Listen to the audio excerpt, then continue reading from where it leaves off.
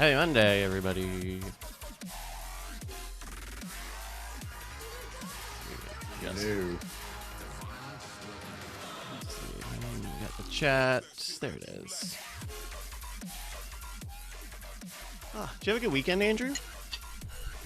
I did. Yeah. Yesterday, my friend Jonathan, who works at the University of Santa Barbara, like their space research lab, that's where Dr. Phil Lubin came up with the whole, did a lot of new development work on whole pioneering the idea of like using modern lasers to project spacecraft to other solar systems. Oh yeah, the solar sail. Well, not a solar sail. This is like using like the 1 meter wide mirror and using a laser to bounce off of that. Right.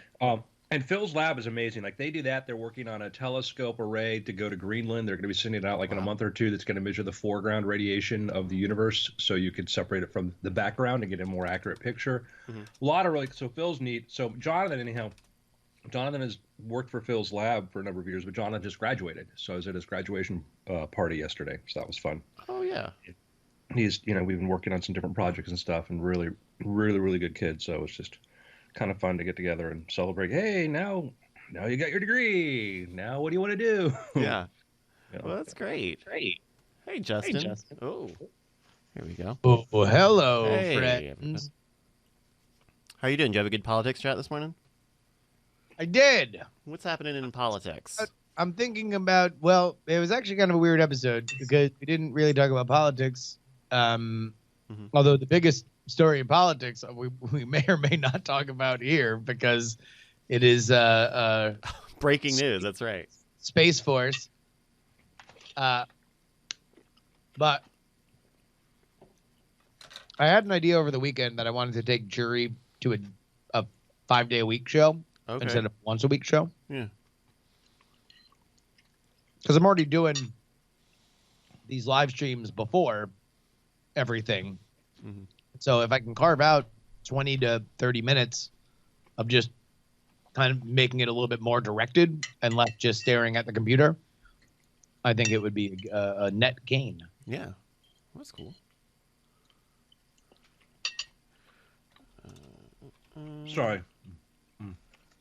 No, it's fine. I'm eating as well. We're just eating. Man, Brian's looking really at his ideal weight. Yeah, it's looking sharp there. Wait, don't do that. Which is that? Okay. You all do Amazon restaurants? I've done it once. Yeah, I did it once. I don't know. I guess there's like kind of spoiled for choice. So I think we just tend to lean on the Postmates or the Grubhubs of the world. Mm-hmm. Yeah. I have had good experiences using those services, but I always have to order a lot to like justify it. Mm-hmm. To beat the fees or to hit the minimums. Yeah, like that's one thing. If you're just ordering for yourself, and there's certain kinds of things I think make more sense to order. Like I'll order Indian food and a lot of it because that like it reheats easy and you have it for days and days and days. Yeah. It's good if you like Indian food. I should point that out. For sure. Indian food's good. If you don't like Indian food, then I don't recommend you do that. No, you don't want to do. All right. Plus I make a lot. I'm not like a master chef, but I cook a lot for myself. That's adorable, Bryce.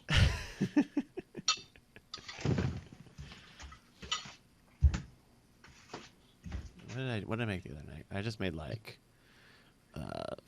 shrimp fettuccine alfredo. Got some frozen shrimp and some vodka sauce. Shrimp. Hi everybody. We're gonna start the Weird Things show in a minute here. Once we bust our plates. Bust it. Did you have a good weekend, Justin? I did. Just reading ESPN's front page. Two stories right next to each other. FIFA opens anti-gay case for Mexican chants. And then sources, gay opting out of deal with Spurs. Now, one of them is about homophobic chanting at the World Cup. The other is about shooting guard Rudy Gay no longer looking to be with the San Antonio Spurs in the NBA. But it is interesting that they put them right next to each other. Yeah. As it's like, oh my God. Like, number one, they're so mad about a homosexual opting out of their deal with the Spurs that the Mexicans are chanting about it. Oh my gosh.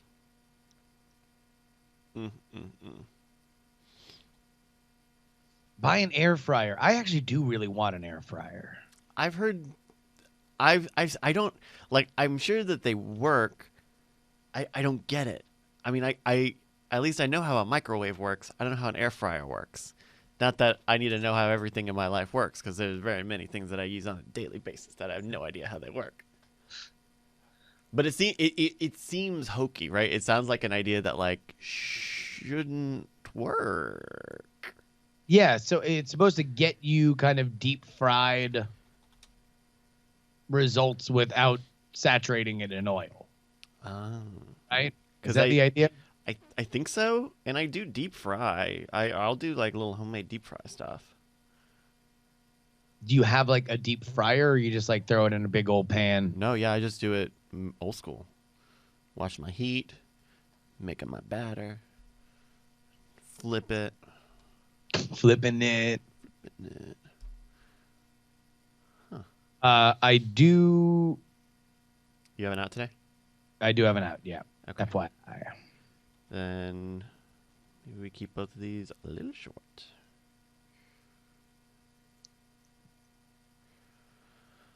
Here. Actually, 2 seconds. Let me see if I can freshen up my coffee and we're good. Sure. Striker Rich, did anyone check to see if Brian floats before he went on a boat? That dude loves the beach. I'm sure he knows how to swim. So apparently he was on the Discord the other night, and I guess he couldn't sleep or he was woken up by some PA call on the boat, and he looked up it was one of those like those disguised messages so you don't freak everybody out on ship. And apparently it was the disguised message for there's a fire on the ship. But then someone was like, well, are you muted? Sorry. Try again, Andrew? Hello. Hi. Oh, there we go. Oh, so Justin didn't even hear my entire snide comment about his he has an out. No, I did not. Oh, because I go, you have an out. I'm like, well, maybe if you stopped talking about your out and we got the show going, it wouldn't be a problem. And there was this silence. Oh, no. Silence. I'm like, I did this. I guess I struck a nerve. I muted. Walked away. I muted you because we could hear you washing your bowl. Yeah, dish. I'm sorry. I'm a very tidy man. Okay. I know, that's good. That's a good thing. That's my fault. I wanted everybody to hear that. I needed people to know he's clean. He doesn't just leave plates sitting around. Yeah. That Andrew, what a catch. Yeah. Okay, well, now that everyone's unmuted, I'm very sorry one more time. I think I'm good to go over here if you guys are. Yep. Sounds good. Cool. Take it away in 3, 2. Welcome to the Weird Things Podcast. I'm Andrew Main with Bryce Castillo. Hi. Hello. Justin Robert Young. Yeah, it's me. It's you. Same as it's ever been. Justin, you're wearing a cool shirt. What is that shirt you got on there? That is Boba Fett exploding out of the Sarlacc pit as we last saw him in Return of the Jedi. It's like a Star Wars thing. Nice. Yeah, I think that was at I forget which Star Wars celebration, but it was at one of them. It might have been the one that we all went together. Oh, cool. Cool. The good old days when we're filled with hope and wishful dreams and expectations of amazing things to come. Gentlemen. By the way, I read an article over the weekend about how there might be as many as 9 Star Wars movies in development, which means we're at least 18 directors that will probably have. Yeah. Are those all like announced? Like I know we'll have like okay. No. I think it's the only things that have been announced is they told like Ryan Johnson would be doing like a new 3, and then that the Benioff and Weiss, the guys from Game of Thrones, would be doing like 3, and so we know that those things were officially like, yeah, we're gonna be making films with these guys. So, Okay. Yeah. And then I think Jon Favreau's working on like the TV series or something for them. That sounds right. that sounds right. That Anyhow. tracks. But no, we're not here to talk about Star Wars. We're here to talk about Space Force, as Space Force. the United States Space Force. Now, This was so What? I only saw like the fringes of this on Twitter. Can you break this down for me? so we have now the one of the things our president did was he brought back the National Space Council, which is the idea was originally was formed for the idea of like, hey, we have a lot of interest going on in space. You have NASA, you have the Air Force, you also have different intelligence agencies, you have geological survey agencies. All these people are doing things relating to space, and maybe it would be a good idea if we had these organizations get together, because part of it is they might be able to strategize. They might be able to say, hey, because you have the Air Force is sometimes funding certain launch vehicles, NASA's funding certain launch vehicles, but if they could say, oh yeah, no, we think this thing is good, let's jointly fund this thing, or let's work together on some of these things. In theory, it's a good idea. In reality, committees and groups like this can make things even worse and take things forever. So it can either be a really good thing, or the National Space Council can just become yet another thing that everybody has to be involved in. So far, what we've seen, though, is they brought in Blue Origin, SpaceX, I think Sierra Nevada, some others, and they had them meet and say, hey, what would make your jobs easier in improving access to space? And they're like, hey, we would like to have one place to go to get permits, one place to just go there and solve all these problems to get launch permissions, because right now we've got all these different agencies. A small example of this was SpaceX had to cut out a launch, the feed showing us the Earth, because there's an obscure sort of rule that says, oh, you can't do a live feed, or can't do a satellite feed view of the Earth without permission from this other agency. And, they didn't apply for it in time or whatever. And anyhow, there's little things like there. And they're like, we'd like some clarity. And often the case what'll happen is like, in California, for example, like SpaceX and like Blue Origin had lobbied to California, like, hey, if you want, like there'd been talk about a tax on like, satellite launches, or they're like, fine, just tell us what the tax is. Like, just put the tax there if you want to tax everything that launches from here. We understand that, cost of doing business, but if it's an uncertainty and we don't know what that's going to be 5 years from now, it's hard for us to tell our customers or clients what to do that. We probably would like to pay none at all, but we understand that's not a reality. Right. So there's a lot of things they wanted as sort of a simplicity. The National Space Council has actually made some inroads in doing that and simplifying this sort of thing to make it easier to get your permission to launch, et cetera, what have you. And today they met again, and I think this is like the third time the National Space Council's met. It's headed by I think like Mike Pence, and then Pace is the guy that I think is the secretary but runs it. But they met, and Trump made a big announcement. President Trump said, hey, something you talked about before. Guess what we're going to create? Space Force. Space Force. Like, well, what is Space Force? It would be a sixth branch of the military. And the purpose of this would be to protect our interests in space. The idea comes down to that we are increasingly reliant upon satellite communications when it comes to, the battlefield, logistics, infrastructure. Forget even warfare, just the fact that all the communications that we have that go through satellites is an extreme point of vulnerability. If you are a foreign actor and you decided, you wanted to mess with the rest of the world, taking out a few satellites would be one way to do it. And you could say, well, that seems kind of hard. Obviously we know that China and Russia have these capabilities, which is, concern enough. You want to have some sort of ability to protect yourself. But you're also having other nations like, India is able to put things up into orbit. And the ability to do that has changed considerably. And you're getting companies, smaller private companies, as they're able to have access to do this. You have the potential for, hey, we could have problems, one from a defensive point of view. Then also there's another problem. We get a lot of debris up there, a lot of dead satellites and stuff. There was a Chinese rocket that broke up that caused a major problem because it was, created a debris field that, interfered with a lot of different patterns of satellites. So there's protecting our interest in space, protecting our space infrastructure, if you will, and defensively, obviously, if you hold the high ground, then it's like, it's the new form of air power. So That is that's the reasons for doing this. Now, the Air Force has said, hey, we think we're perfectly capable of doing these things. This is what we're involved right now. Space is in the air. Air is in our name. Put two and two together. Sure. Well, there's no air in space. Well. And that's it. They got him right there. So anyhow, that is the reason is there's a lot of reasons to say, yes, this is a priority. Is it such a priority that we need to establish a separate branch of the military for this? So what are the pros and cons? Because I would imagine that the pro would be, all right, you are starting from scratch. So now this isn't about where this fits in the Air Force, which military in general is highly regimented and things don't get radically redrawn fast. So there is a tremendous benefit bureaucratically to start from zero. The cons would be, all right, you're just creating more interagency overlap and yet another thing that is just going to be funded by the same contractors that are going to just give you ways to spend money, and it will be more of a bloat on the military budget. Yeah, the page one rewrite can be very helpful, as you just pointed out. The Navy, United States Navy, is amazing. Yet you look at when they start looking into accounting and procurement, and they try to look at where missing funds are, billions of dollars goes spent, and we have no idea where the money goes. Right? The books are so complicated, nobody can understand. It's impenetrable to that.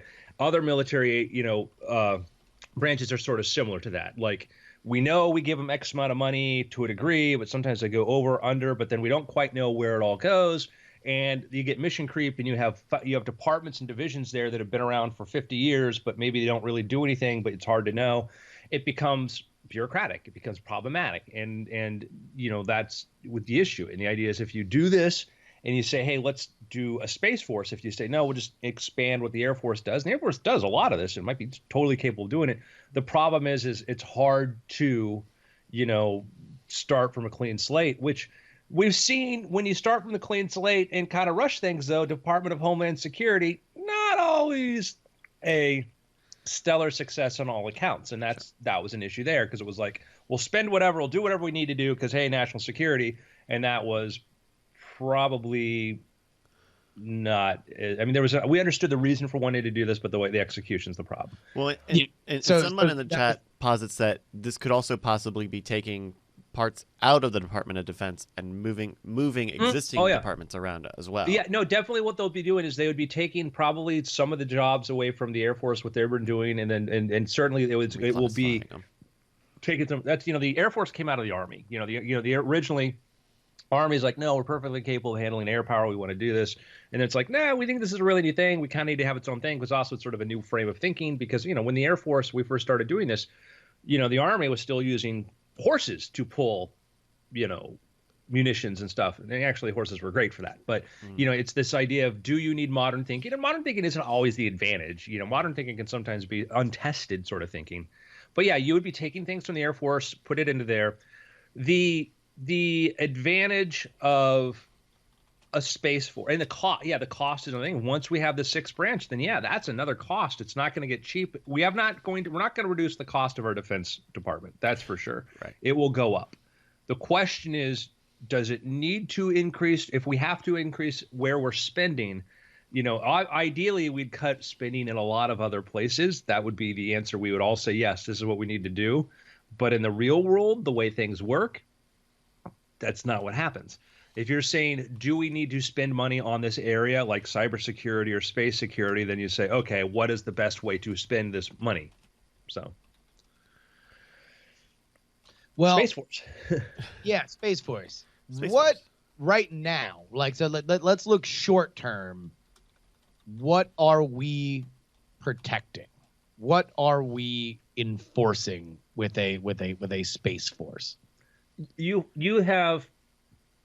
are a couple things. One is you have a number of existing satellites. We have hundreds and hundreds of satellites that are government satellites used for communications, battlefield communications, for that. So there is the military satellites we're trying to protect. A communication infrastructure. Mm-hmm. Sure. Then you have all the civilian satellites, all this sort of stuff, all the communication satellites we're using, GPS, all these other things. All these if you take out a number of GPS satellites, you disrupt, a lot of things. You could do is major damage. If you took out a number of our military satellites and some of these satellites, it makes a first strike much easier. It makes us vulnerable in certain parts of the world. And we can get into the pros and cons of those missions at some other point. But if your job at hand is I've got to protect American assets, I've got to protect both civilian and government assets in space, part of the first job is say, okay, how do we defend this? How do we have readiness to protect these things? The other thing is there's both threats from from other countries, but there's also accidental stuff. If we had, another, and you get the problem too. It's like if a foreign country wanted to disrupt us, one of the ways you could do this is you could say, hey, yeah, we're going to be launching our new telescope project. Oops, it blew up in low Earth orbit right as it was going through because there was a trajectory problem, and it's all of a sudden we've got a debris field. Move your satellites if you can. Oh, I'm sorry, we took them out. Our bad. We're sorry. Mm-hmm. And that would be one of the ways in which you could instigate, or you could disable a large amount of the enemy power's capacity. How much do you think, because we've talked a lot about on this show, the consumer and commercial uses of space, right? As space flight gets cheaper, it becomes easier to get in and out of space. Do you think that having a solidified Space Force becomes a barrier to that, or because we talked about opening up laws with the Space Council mm-hmm. and simplifying permits, but does having a military presence counteract those synergies? I guess that's hard to that's me asking you to read the future, but I could explain how it could do either or. If you create an agency that becomes extremely parochial about space and says, no, this is for our agency to do this, whatever, you need more permissions from us and blah, like it could be a stumbling block. The other situation though is that if you have the other approach that's, let's say they establish the Space Force and the Space Force says, okay, great. We've got X billion dollars of funding per year. We need to have a certain amount of readiness to be able to launch assets into space, to be able to put platforms up there like this. What the Air Force did, the Air Force said, hey, the Air Force did something kind of really cool. The Air Force like, we would like to be able to test. We don't know what was said because they've never officially acknowledged what the hell this does. But the Air Force theoretically said, you know what? We have a lot of cool satellite communication stuff. We have a lot of neat things that we want to work on. But the problem is they're prototype. We don't know if they'll work. We got to be able to test these things in space and see if they work. Trying to orchestrate, to test a bunch of different platforms is problematic. So what they said was, what we'll do is we'll build a space vehicle, a reusable space vehicle that will get launched on top of another rocket like an Atlas or Delta, whatever, go up, go spend a bunch of time in space, then come back down on Earth, and we can either use it for monitoring equipment that's part of what our operations or things that we're experimenting with. And that's the X-37, the little mini space shuttle, which we don't really talk about, but it's kind of secret. But then if you go to Cape Canaveral, there's a big sign on this building that says home of the X-37. So the X-37 looks like, it's like that mini space shuttle looking thing. And tiny. So what this thing does is it's got cargo doors. It opens up. And we don't know what it does, as they never acknowledge what the purpose of it is, but probably it's to test systems and things like that. So the Air Force commissioned this thing. And I have a feeling this thing cost a heck of a lot more to build and operate than what SpaceX or Blue Origin is planning with their next generation fully reusable rockets. So if the Space Force gets commissioned, they're very likely going to want to have their own space readiness and operations, which means they'll probably put out calls for, hey, because the SLS rocket, that ain't going to fit that. The SLS rocket's this big, powerful rocket that's designed to go beyond Earth orbit, and it's also $1 billion per launch. But if you're saying, no, we need to spend, we want to spend $40 million per launch, and we got to have, be able to launch something within 60 days or whatever, they'll put out a call and say, hey, who wants to bid on trying to build this? And you got two companies right now. Blue Origin, theoretically, in the next 2 years, probably be able to do that. And right now, SpaceX is building the BFR, which would be fully capable of doing that. So short answer to my long version of that, could be very good if you're Blue Origin or SpaceX or next generation space company, because now you get funding to build the next generation reusable rocket.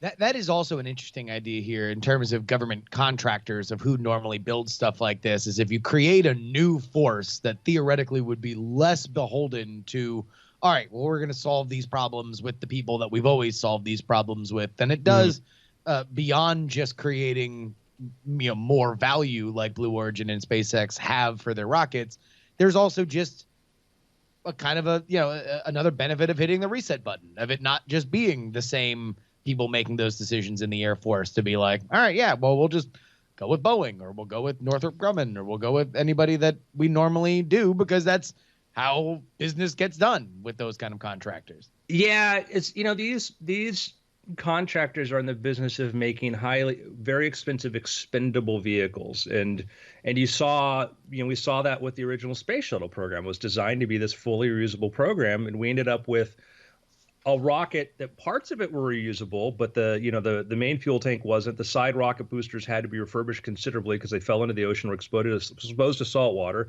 The engines effectively had to be completely rebuilt. The tiles fell off on the main vehicle, and the cost of refurbishing this thing per launch was greater than if you just said, let's just build a bunch of Saturn V's and use those to put stuff in there. Because the contractor's like, well, no, we like the idea of, you build one and we get a big contract to refurbish it and whatnot.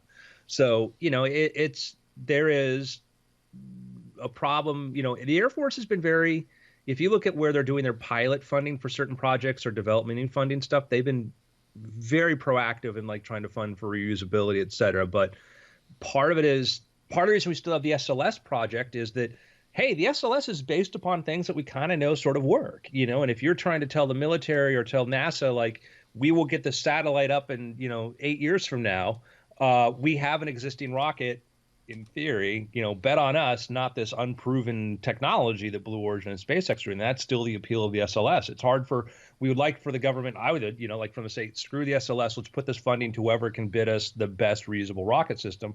But the reality is, they don't exist yet. We have the Falcon 9s, which are, partially reusable and doing really well, but for much heavier lift, don't have that. Mm-hmm. But once that happens, Jim Bridenstine, who's now head of NASA, has said, if we have if there's functional reusable rockets that can handle a lot of our payloads, then yeah, we will seriously reconsider, what we're doing. Which would be huge. I mean, that opens up that all of a sudden then makes companies like Blue Origin and SpaceX not just, the amount of money that we are talking about when we talk about the Lockheeds and Boeings of the world is gigantic. It is massive. And a thing that sort of gets lost is that and I will use SpaceX as an example because we know more about internally what's going on there than we do Blue Origin, because Blue Origin is paid for out of Jeff Bezos's couch change, which is considerable. He has a very large couch. Yeah. The cost, NASA did a study to say how much it cost to develop the Falcon 9, and they realized that SpaceX was able to do it for at least a third, and that's being generous, of what NASA would have spent to have developed that, right? And and they're super talented, capable people at NASA, and some of the most brilliant people in the world, but within the frameworks of that organization and how things function, it's just it's problematic because if, you have to go to Congress for permission on something, and if something goes, oh, it's 6 months overdue, we now got to go back and ask for other funding so we can keep everybody on board and not lose people who we hired for these programs. NASA's hands are tied behind its back in so many ways in how they're trying to operate and do stuff. And so we get this sort of fatigue and frustration with them, but, they have to deal with when it comes to, contractors, the James Webb Space Telescope, yeah, they have a private company that's commissioned, or Northrop Grumman, et cetera, it's commissioned to build this stuff for them. And if they have delays there, the person who greenlit this at NASA has left 5 years ago. And it's this, who do I blame? It's it's the system. So I guess point is, there is certainly, an advantage to being able to say, hey, let's start over work with somebody new and get away from, that cozy relationship between the contractors and the existing, I have a friend of the family who mentioned oh yeah, I went to go use this sort of technology thing, whatever. And and they described him man, that's 8 years out of date. And then as far as what they're doing or whatever. And he's yeah, I know they paid a ton of money for it. And I'm I'm going to guarantee you, if we look on the list of the company directory, who runs this company, one of the partners, the senior VPs, is going to be a former person from your agency.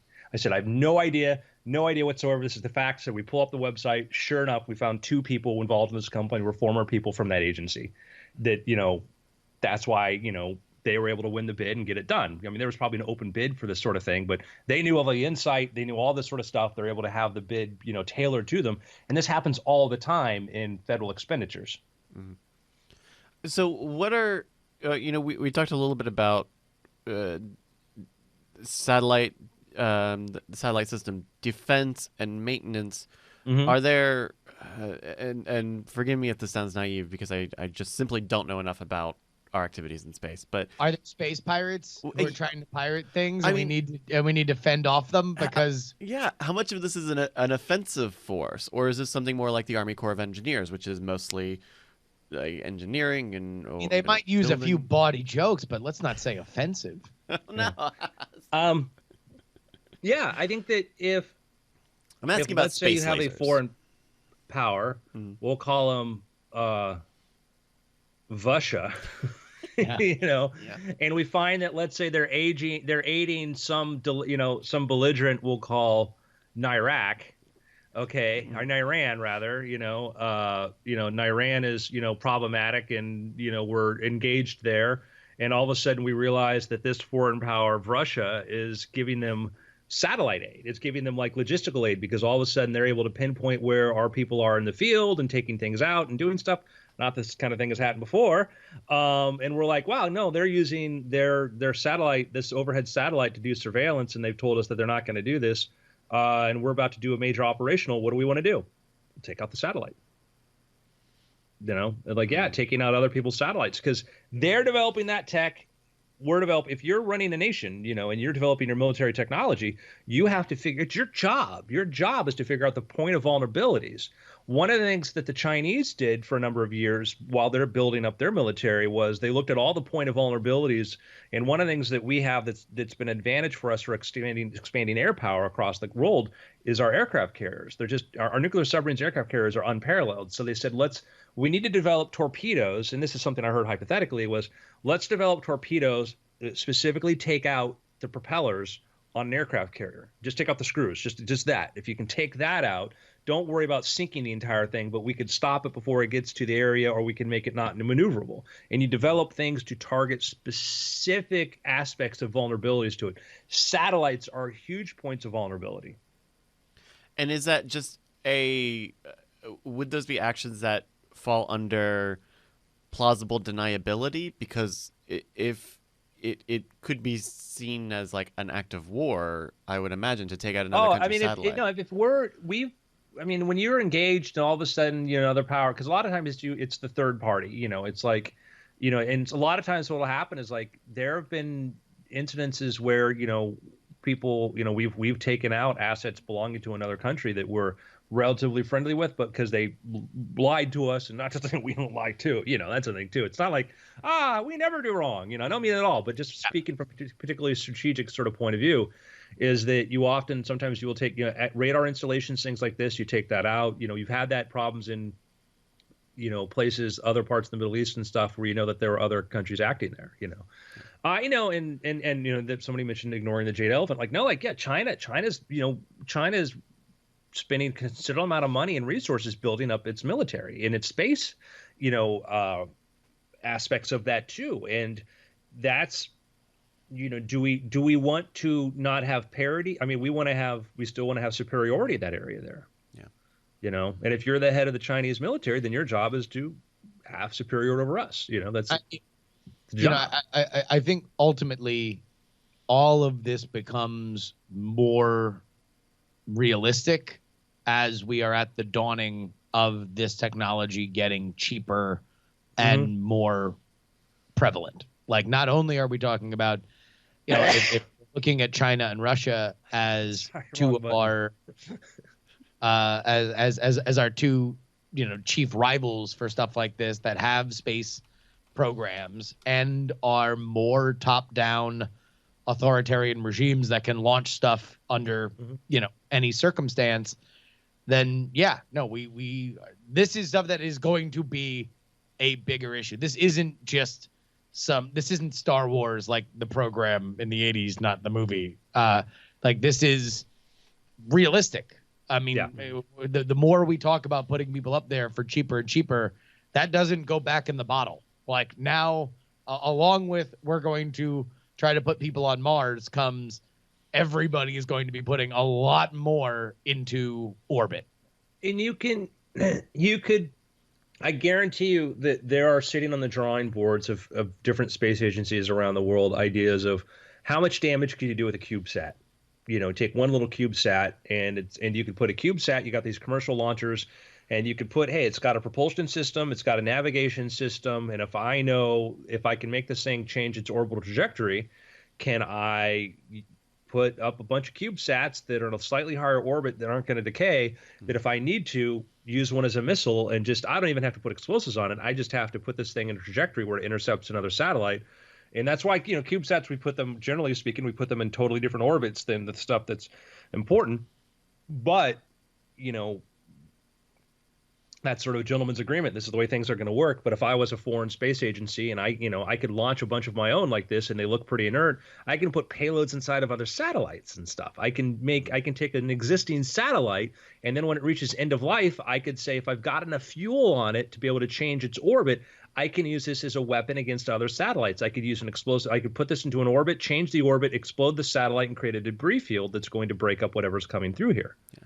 So that's when, knowing that you're never going to get away from that. You're never going to be able to be in the point where you're not like, our aircraft that fly in the sky are extremely vulnerable to other aircraft now with air-to-air missiles, right?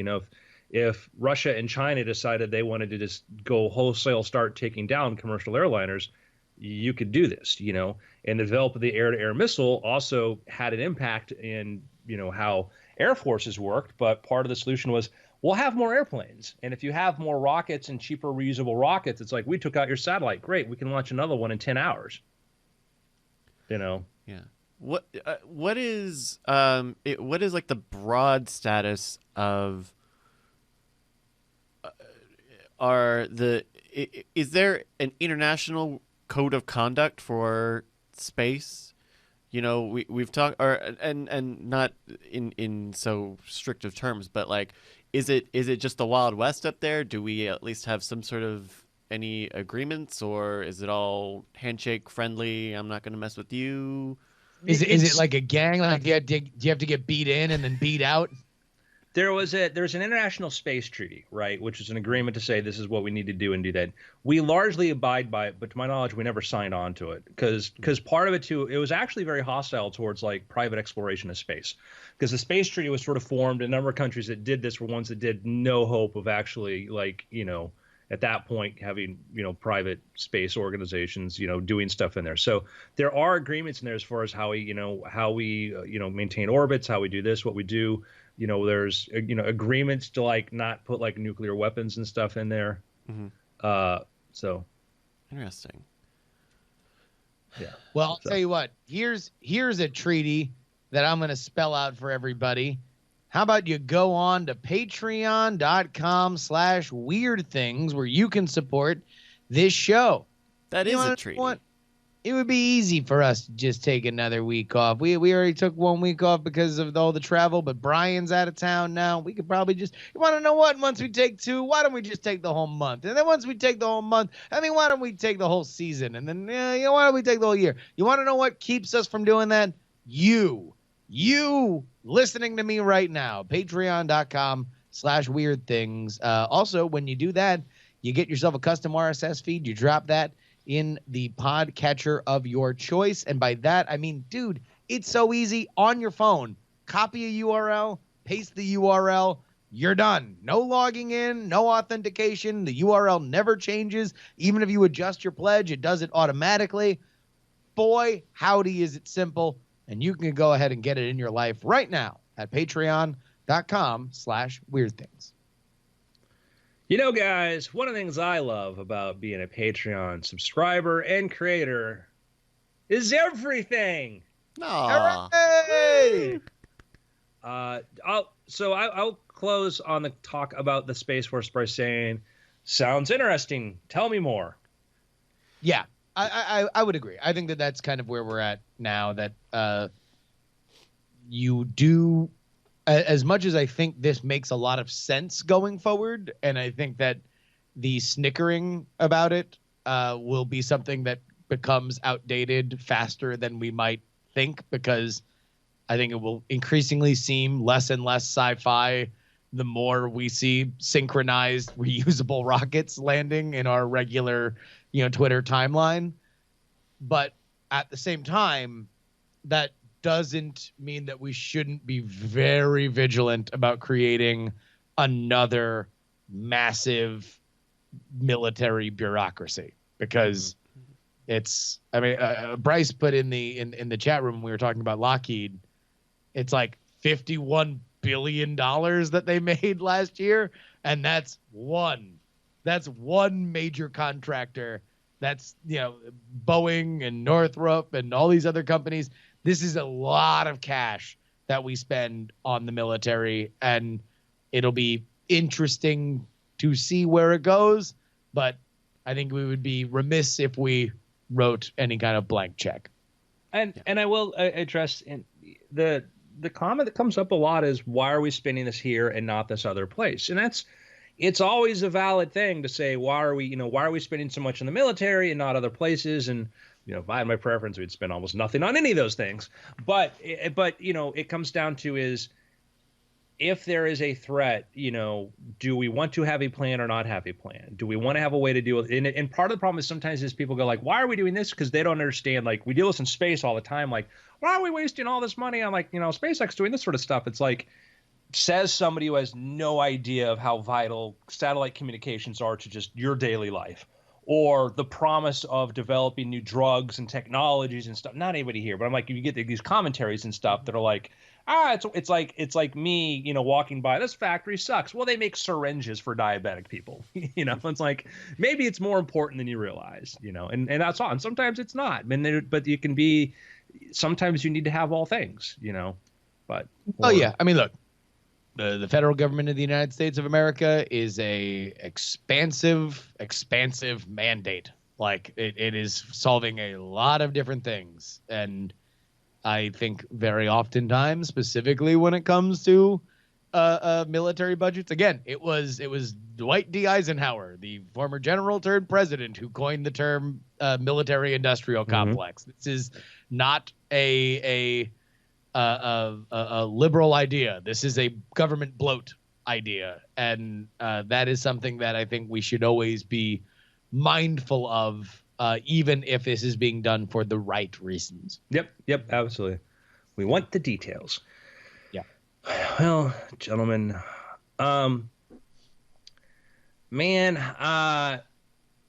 while back, we encountered an idea that I think we all thought was like, man, this is kind of great, but a little bit too crazy, and I don't think we're going to see this thing happen, And it came from, one of our frequent topics here, Mr. Elon Musk, when the details of the Hyperloop, and the Hyperloop was, there have been versions of vac trains, as you call an evacuated train, or, cylinders like this. His version of this, which was actually going to use like air sleds, things like this, was a modern sort of take on this. It was a very crazy, cool idea. The idea that you could send people around, the country, in these tubes, at 700 miles an hour, faster than even airplane flights, and way cheaper, et cetera, like this. And that idea came out, and we kind of pointed out, well, here's the problem, it's not so much a technology problem, it's an infrastructure problem. And then as he, in his long commutes or whatever, focused a lot on issues of transportation and efficiencies. Guys like Jeff Bezos and Elon Musk, they think about efficiencies. How do you make something more efficient, or where is something really inefficient? Jeff Bezos says, if you want to buy a book and you want to buy it, you have to go to a bookstore, you have to buy the book there. And if you know what the book is, there's no purpose to going to the bookstore. You wouldn't want to buy it online. But if you want to buy it online, well, the book retailer has to order that book from a warehouse, ship it to the retailer, then mail it to you. So it's being shipped, one extra time than it needs to. And he's like, well, what if I just put my book distributor, my sailor, my warehouse next to the warehouse that has all the books, and I'm really just a shipping and fulfillment center. And then boom, Amazon. And now Amazon changes the world by being, disruptive and solving inefficiencies. Elon Musk is the same way in the way he looks at the stuff. And transportation is a big topic of this. And so the Hyperloop was his idea of like, man, it would be great to get around much more faster, get away from an alternative to air travel for high speed. And then he looked into the logistics of that and said, man, even just having tunnels would make things, if cheaper tunnels would be easier. Tunnels are great. Tunnels are wonderful. You have a place to get from point A to point B. You can't build roads, you build a tunnel. Problem with tunnels are really expensive, really expensive. You build a road, steamroll over the dirt, pack some more, some gravel down, put some asphalt over it, maybe some rebar, what have you. Boom, you got a road. Tunnel. Tunnel's problematic. So he's like, could we improve the technology there? And he talked about, the loop, the idea of doing this. The loop would be just not the Hyperloop, but just tunnels that use electrical vehicles or, all electric vehicles that either carry cars or people. And the other thing, though, is once you start having that tunneling technology, the Hyperloop becomes a lot easier because you're not building it above ground. You can then use those tunnels. You can build other tunnels that would connect from a local loop then to a Hyperloop, which would go from between, here in Oakland or whatever. Yeah. So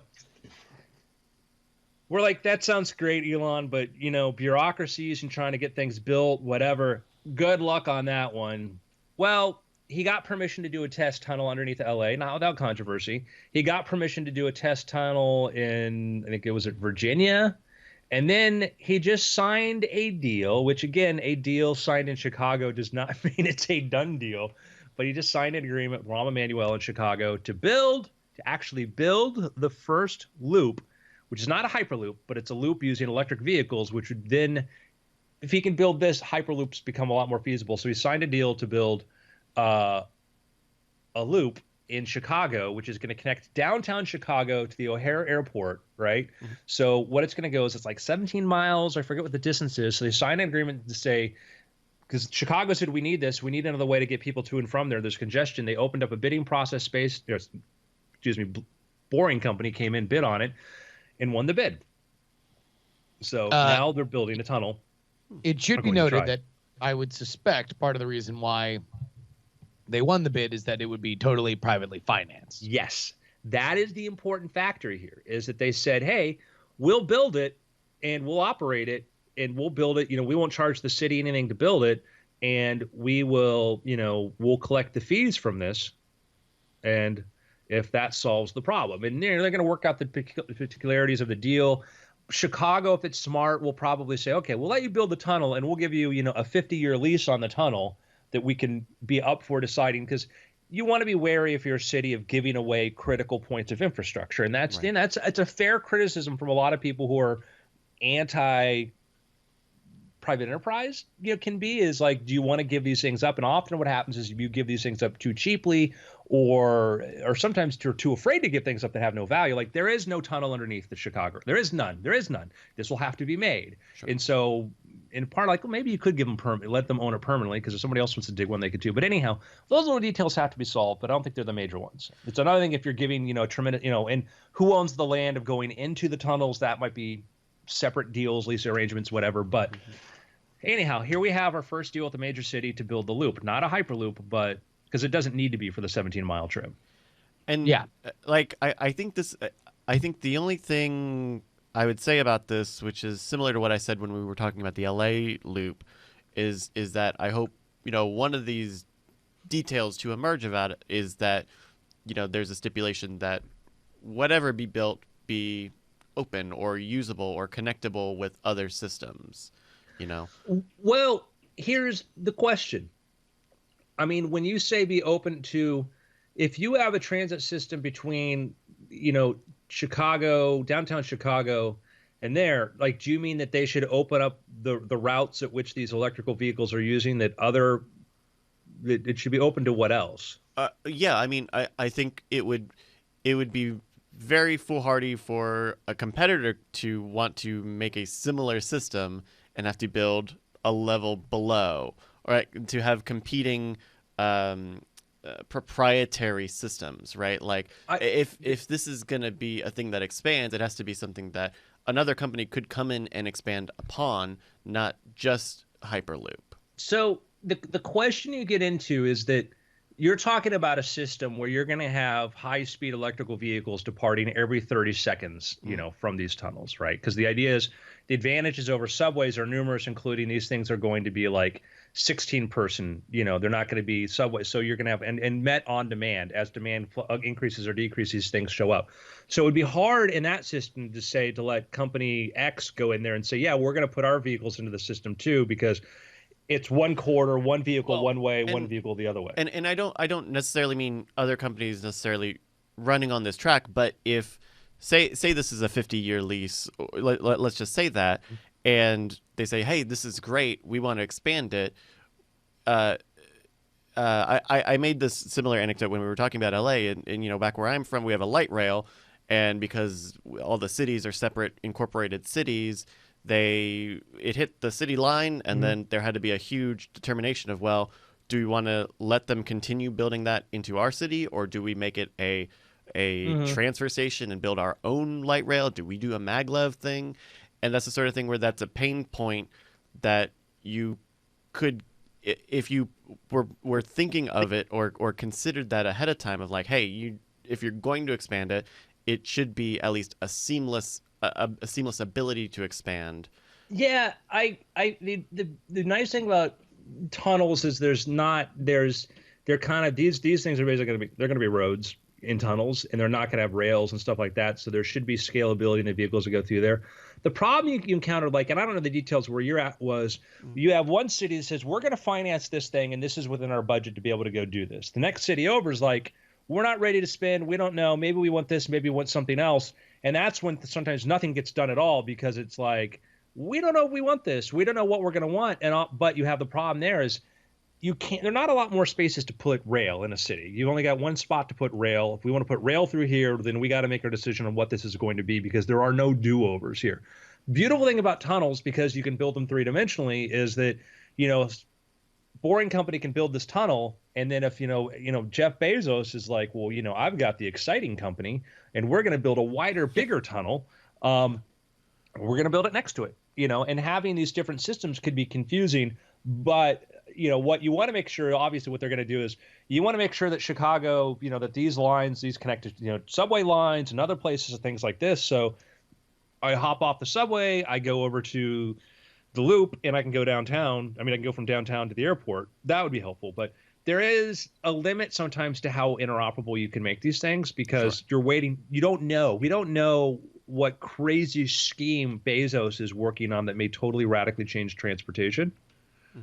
So yeah. I hear what you're saying. And I think that you want to make sure that things are kind of can coexist.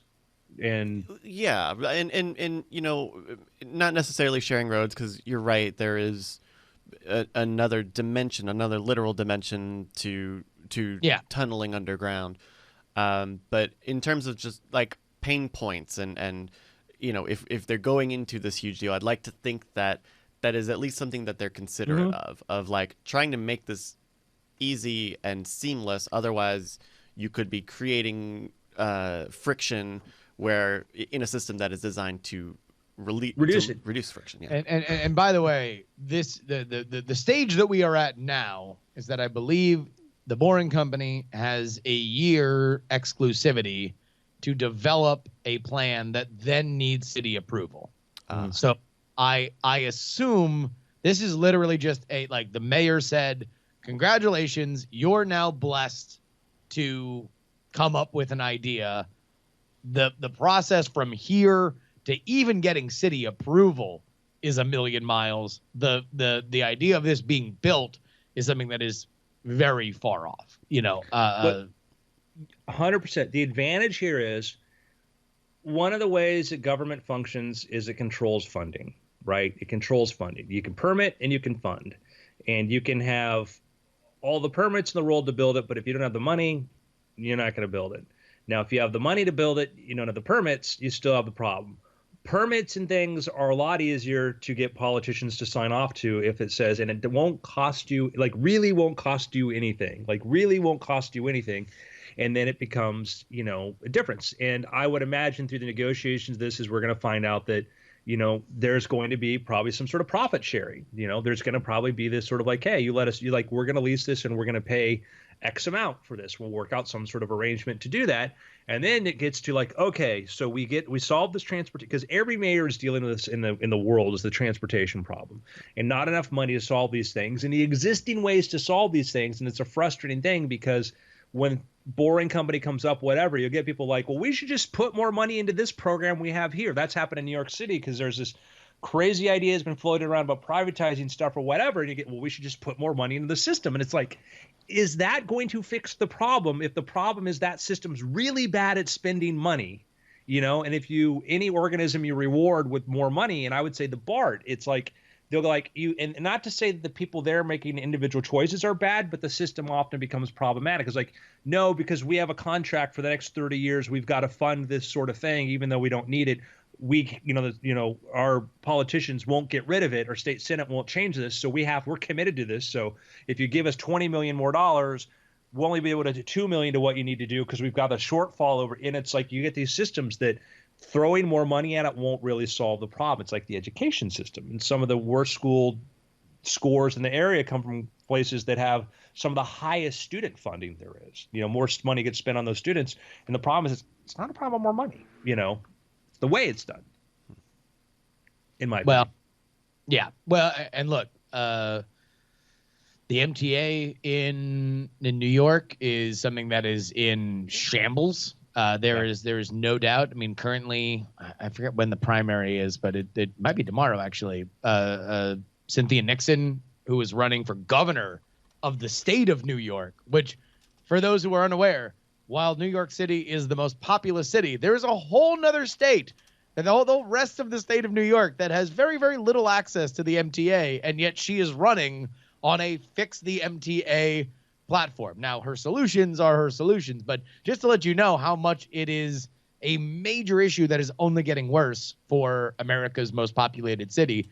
And it is similar out here in San Francisco with the BART. I mean, these are the most used of our public transportation options, and they are crumbling. So we need to figure out better ways to handle this. And sometimes it's about, all right, well, we need to fund things more, but sometimes it's about, well, maybe there's a hole in the bucket and we shouldn't put more water into it, or else more water is going to fall out of it. Yeah, I mean, like one example is like in one of the in the MTA expansion projects, they went and checked the books there, and they found like over 100 people on payroll. They couldn't account for what these people did or what their job was, and they were involved in this project. It was part of the cost, but like, yeah, this person's name is here. They're getting paid salaries. We don't know what they're, and that's just the stuff you find. And again, it's a hard job to run these organizations and do this stuff, because it's not like a privately held company or a public company where the CEO, if he gets the board's approval, gets to make all these decisions. You've got other people, you've got politicians, everybody else deciding things for you, changing things for you, et cetera. It is incredibly difficult. And yeah, opportunities for graft in these projects are huge.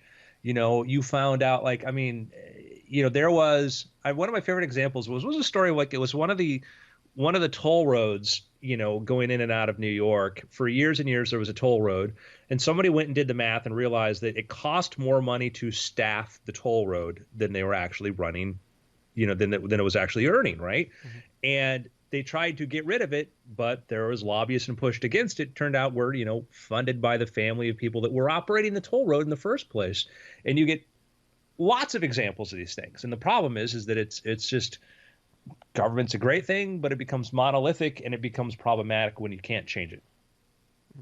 So I don't know. I have no answers here, folks. I give up. It's done. It's done. Well, look, I mean, I think that there is a very, very interesting world where we look at private companies running with strong government protection. When we talk about the model of efficiency for public transportation, we often talk about the Japanese train system, because it's rightly so the standard bearer for efficient trains, and that is a former national operation that was privatized but is fiercely defended by the government. And so it's like, that is something that has worked there. Not to say that it will work here, but it is one interesting way to look at it. Yeah, in any time that you transfer assets or things from the public good to a private company, you got to be extra vigilant. The advantage of things like the loop and whatnot like that is that you're the assets are being created by the tunnels are being created by the company, right? And the tunnels have no that tunnel has no value because it does not exist right now. It's not a road. There's nothing there, right? There's nothing there. So it's like, okay, yeah, if you build this magical tunnel under there, we will let you have rights to use it. It's a great deal.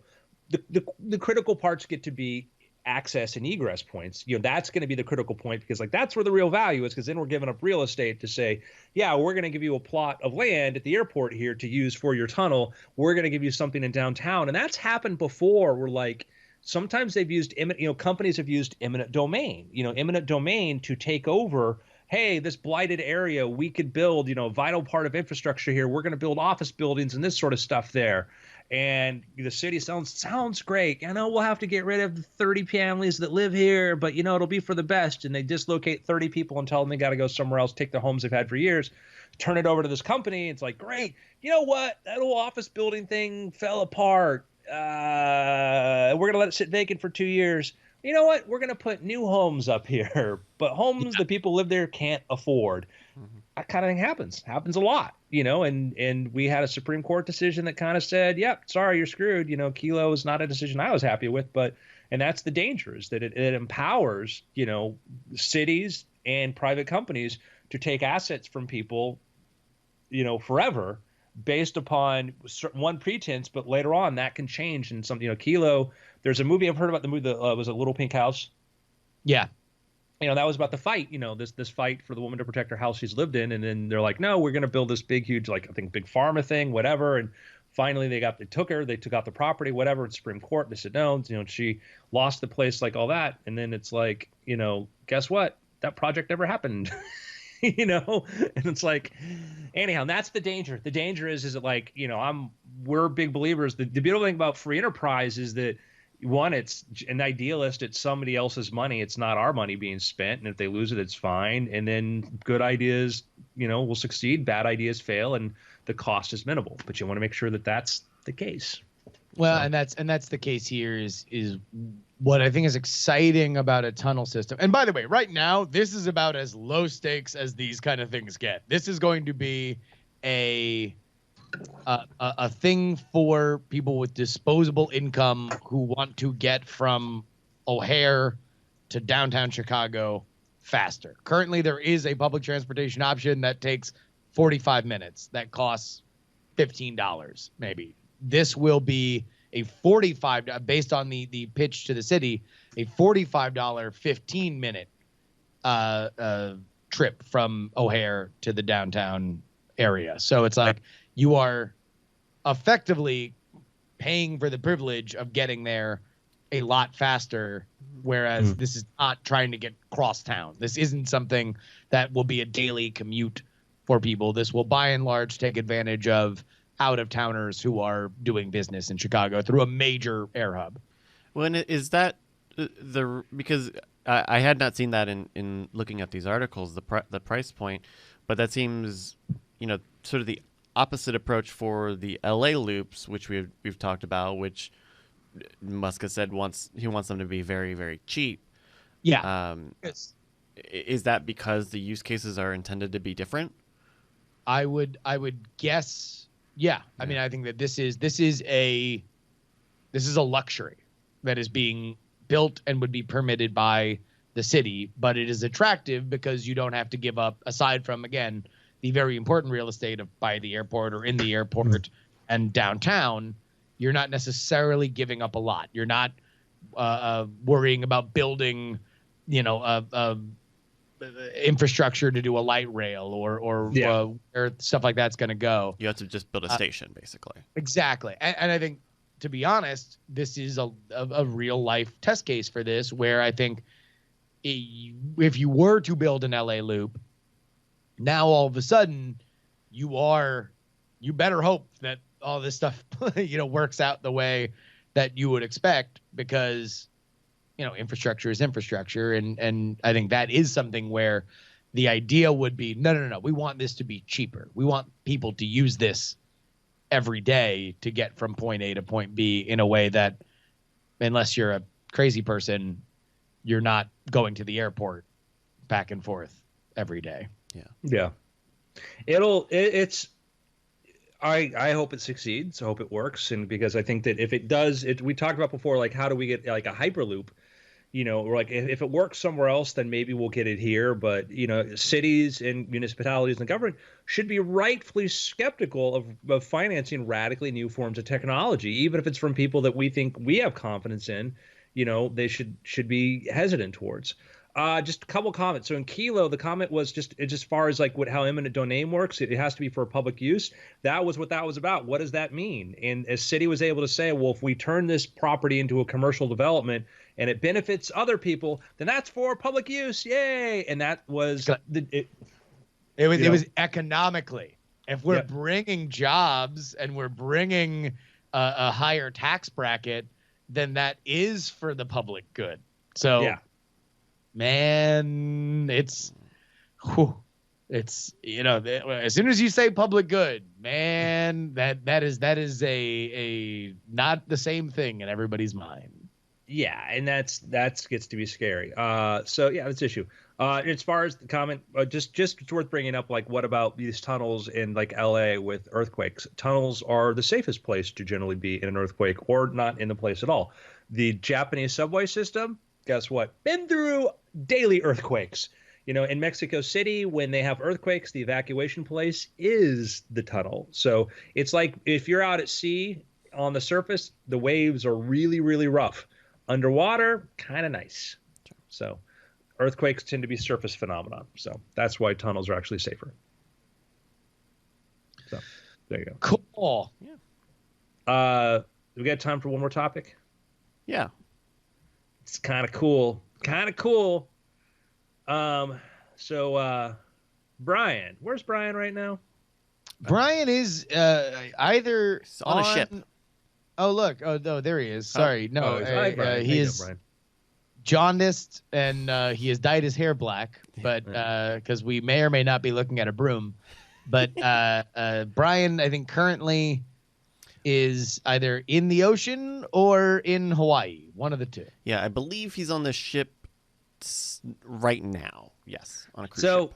Which, by the way, I think Andrew and I know because we were getting very, very forlorn emails about how unexcited Brian, who hates being trapped and hates lines, being put on vacation on a boat where he cannot leave and he has to wait in line for everything.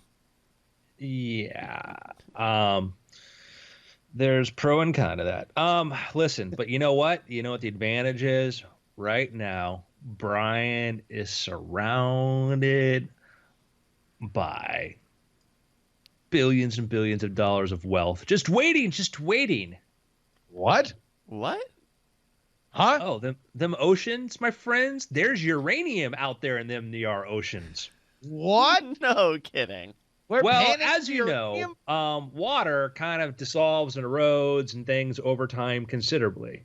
And everywhere in the world you've ever had gold deposits or uranium deposits, and you've had lakes and rivers that float out into the ocean, what happens over time is tiny particles accumulate out there in the water, just drifting around. You go out in the ocean, you take yourself a big mouthful of salty seawater, which I don't advise you do. There might be a couple gold particles in there, maybe even some uranium. Right?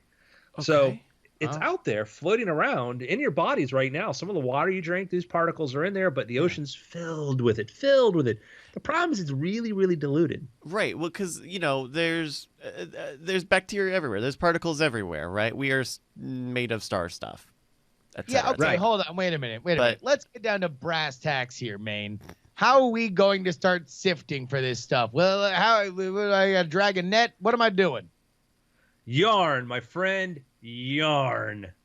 So the particles in there are kind of diffuse, but if you're able to basically have something that can grab that material, in this case, you could try to centrifuge it out. There are different ways you can do it, but the amount of energy it would take from conventional ways to pull it out far exceeds the benefit from it. People are like, oh, why don't we get you get these solutions like, why don't we do blank with blank? And it's like, why don't we use water for gasoline? Like, well, you have to split it apart, and you're using electricity to do that. If you have the electricity to do that, why not just power a car? When it comes to trying to extract, gold or in particular uranium from ocean water, you need a better system to do it. Because otherwise, like, man, I just might as well buy some yellow cake on the black market. It's cheaper to do that. So some researchers developed a special yarn-like material. Then water goes, when it's put in the presence of water, it collects uranium particles.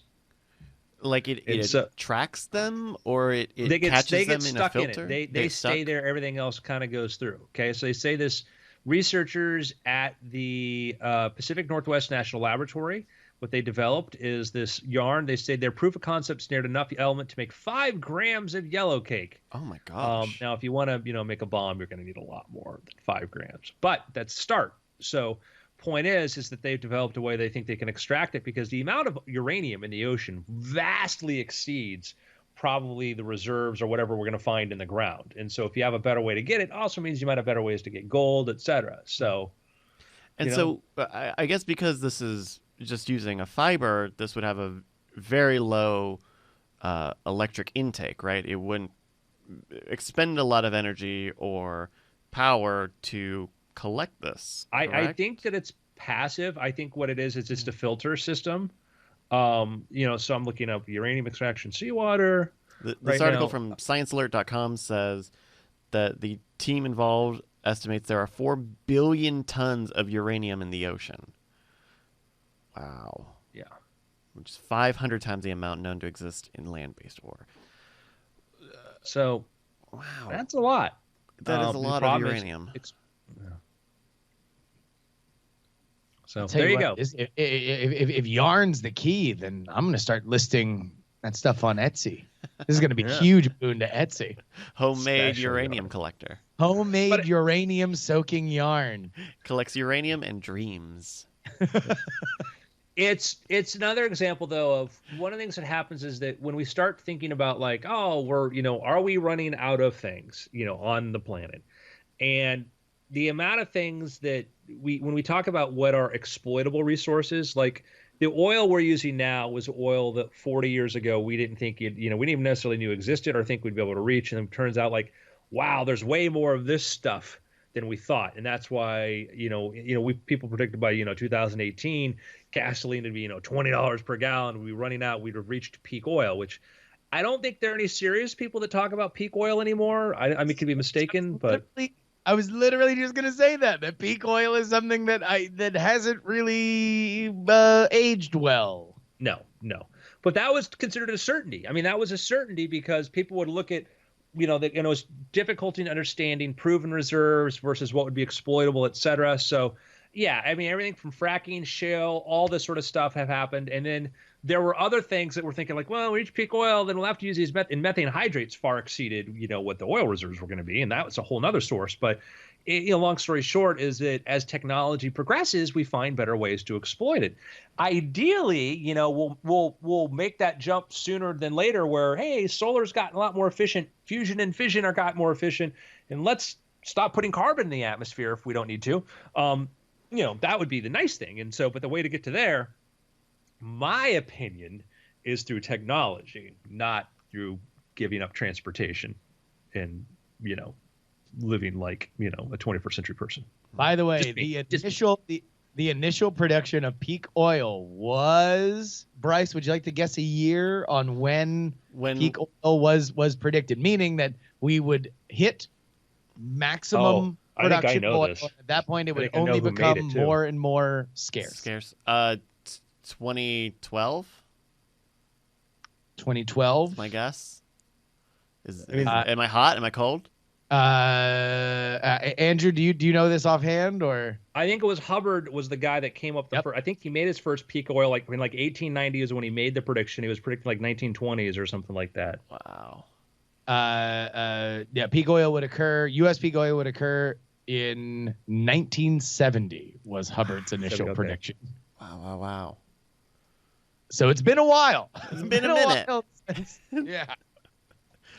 Oh my goodness. What are the? So what? What besides the nuclear capabilities? what other things are like? What is uranium a typical fuel for? I mean, uranium is primarily, for fission reactors, Okay. right? So, and if you want to have one of the problems was Striker Rich says peak whale oil was the 1870. That's probably right, but there was like I think there was an early peak regular oil. I mean, prediction from the 1800s because as it started to get used before, because they reached the limits of all of the ground like surface ones, like all of the because there used to be like lakes of oil and stuff in places, you know, and then we used that up. And it's like, well, now what do we you got to dig for it? Dig for it. It's too expensive, you know. But yeah, so uranium is use it for fission. So is uranium if you want to switch over to nuclear, which I think would probably be a great idea. The ideas for nuclear systems now far more containable, whatever. And one of the problems you have is that, it's so expensive to build a nuclear reactor. When you do one, you make one that's really, really, really big. And if it has a problem, then it's a very, very, very big problem. But we have the problems that they've had in like Fukushima and Chernobyl were foreseeable and predictable. When they were built, people knew there were issues with these designs. We knew this was not the best way to design it, but it takes so long to get these things built and permission to do it. They're like, well, we'll use an existing design because we know that it's safe. It's like, well, no, we know it's not safe, but the fact that you haven't had a meltdown yet is just means statistically speaking that, anyhow, that's the problem is there's a lot of, politics and things like that, so. Nuclear is the safest form of fuel we have. Nuclear is as far as cost of human lives, environmental impact, whatever. Hydroelectric is, like, oh, it's neat, it's great, except when you have to create entire valleys and dams and ruin whole ecosystems in order to create it. So that's the problem. So by the way, just real quick housekeeping: the M. King Hubbert was the first person to be credited with peak oil, and that was in a 1956 paper presenting his formal peak oil theory, and that's where the 1970. I'm trying to remember. I just read a thing talking about like the kind of the history of before that, but I knew it was Hubbard, but I had my date completely wrong off on him. It's one of these things where we have these ideas about what resources we think are going to be there, and then we underestimate our ability to solve these problems. And, it can be frustrating to sort of say, oh, and magically we'll have a solution. In the right situation, you have the solutions. So, yeah. Anyhow, gentlemen, want to do some picks? Yeah, let's do some picks. I got a pick.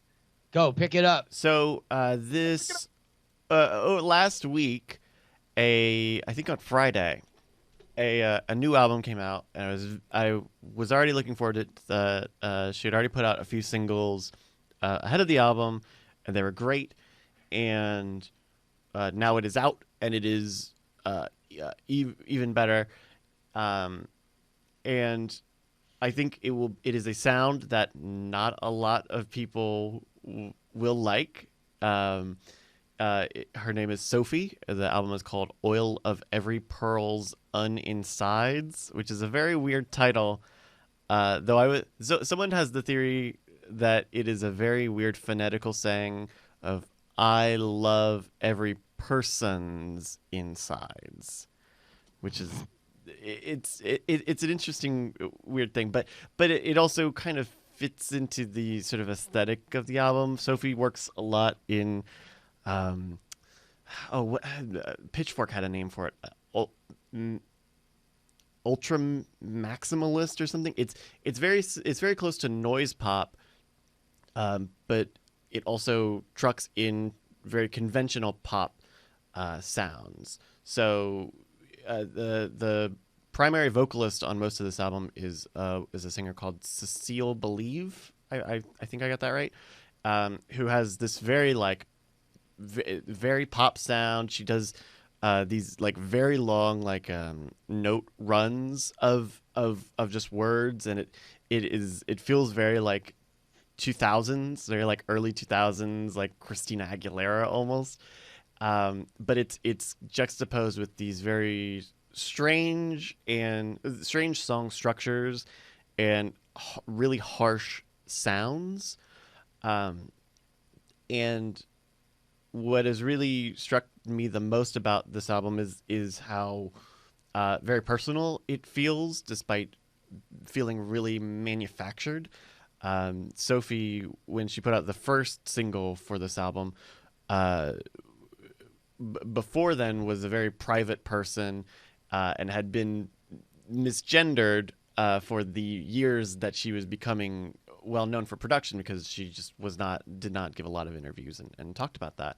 And so in this first single that she put out, it's like her in front of a backdrop, and she's actually singing on the song, and it's this very interesting weird ballad piece. But you can interpret a lot of this album as someone's experience of self-understanding and queerness and being transgender, and there's it's something that you really can read a lot into, just in terms of like the lyrical content, the aesthetical musical content, the ordering of the tracks, the names, the vocal performances, the processing on the vocals, and it is it's really something special. It's only 40 minutes long. I think if you have the time, give it a listen. It is here. I can play a little bit of it, I think, but it is not. You'll understand. I think what I mean. It's not necessarily everyone's taste.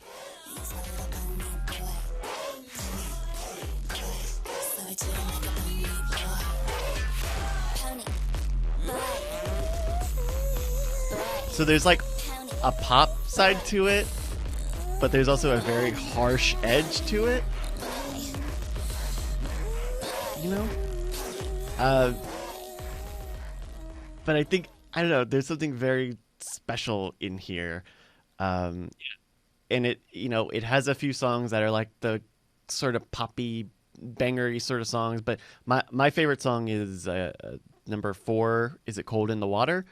And it is just Cecile singing and this unending synth line being filtered, and it builds and builds, and it's this the synth line sounds really strong, and you think, oh, it's going to build into something really, like the beat is going to come in and it's going to be the strong thing, but instead it backs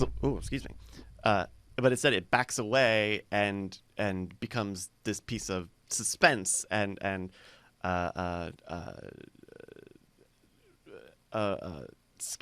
being scared almost. Sure. And it's great. There's really something great in here. Sunbun says glitch hop as a possible genre. I think maybe a little bit.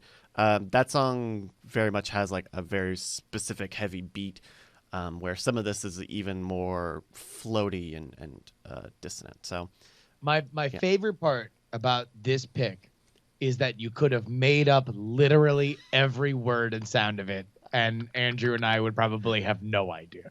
Like, you could continue to recommend this genre of music, and Andrew and I would both politely smile and nod through it. But listen, if folks are down with it, get with it. So what is it? Sophie, and then Sophie is the artist. Mm-hmm. And then Oil of Every Pearl's on Inside. You could just look up Sophie, Sophie. Do you think she had to Google that title first? Probably not. I don't know that it was. Do you think did Sophie get the domain? Yeah. Can I get oil.of/every? Yeah, it is Oil of wonderful. Every Person's on Insides. Somebody took the .com. I got the .net. It is wonderful when you discover an artist or you see an artist exploring something that you feel the emotion and you really feel that there. It's that you know that, like, man, there's heart and it's in there, that you can feel that in there. That's a wonderful thing. Yeah. So I recommend at least try it out. With streaming, I've become more accustomed to the ubiquitous of music now, and I'm more open to the lower barrier of just trying something. So Mm-hmm. I hope someone gives it a listen. Well, that's great. Let me just add a little. I'm going to touch back just the oil thing. Just a quick little note. Just a fun little thing. First predictions about the imminent demise of oil go back to the 1880s. This was by Daniel Yergin, wrote a book called, has been talking about oil thing. To the 1880s, is on Wikipedia, when some American experts believed the exhaustion of the Pennsylvania oil fields would kill the U.S. oil industry. So, wow. There we go. Hubbard's, Tell you what, the theory, that's the Hubbard's, peak oil. The So that greatest the gift Hubbard's of and the peak oil in the internet. 50s. That was when it was like, okay, we got the science now. Now we know. Now we know, guys. We're doomed. We're doomed. That is the greatest gift of the internet. That your bad takes are not safe ever. No. At any point, you've made a bad take, we will find you and we will dunk on you. It is the internet's mission. Yeah. All right, Incredibles 2. I saw it last week. It is good. Oh. No, I don't mean that in a way that it's bad. It is very enjoyable, and it is specifically in the world of superheroes. The two things that kind of stood out to me are, A, it doesn't quite have the narrative cohesion that the first one did, and that I think Pixar sort of made its bones on these stories being so polished. There's a moment where you're kind of ahead of the story, I think, as any kind of person who's watched movies or superhero movies before, you're kind of ahead of it and you're like, oh, I wonder what kind of crazy left turn they're going to take, because they're obviously leading me into this idea that they're going to be somebody that's, there's going to be a turn, and then there's really, it's like, oh, okay. Oh, you really did the exact thing. Yes, I was just ahead of it, which I'm not used to with Pixar. Pixar normally is either very earnest in its storytelling or very inventive, and this was kind of just sort of dead ahead, which I think it's fine because the story, it's always very artfully done. It's still Brad Bird. The characters you like spending time with. There are fun moments with the characters as we go along. But then the other thing that was kind of interesting is that when The Incredibles first came out, we were still sort of in a world that was starved for good superhero storytelling. And now we are in a world that is very rich in good superhero storytelling. And I almost expected a different kind of meta lesson or a different kind of meta commentary on that from a story like this, where it's not that. It played it straight. It's very much, to me, just a cool story about a family and not necessarily a story about superheroes, which is fine. But if you are there for, the meta commentary on what is a superhero, which the first movie very much was, this doesn't necessarily give you that. So I almost went and saw this last night, and then I was going to go see it for Spoiler in Time, but then Tom had not seen it, so I ended up not doing it. But I think I've never seen Incredibles 1 start to finish. I've seen a lot of bits of it. I've seen clips. I've seen the memes. But I don't think I had actually sat down and seen Incredibles 1.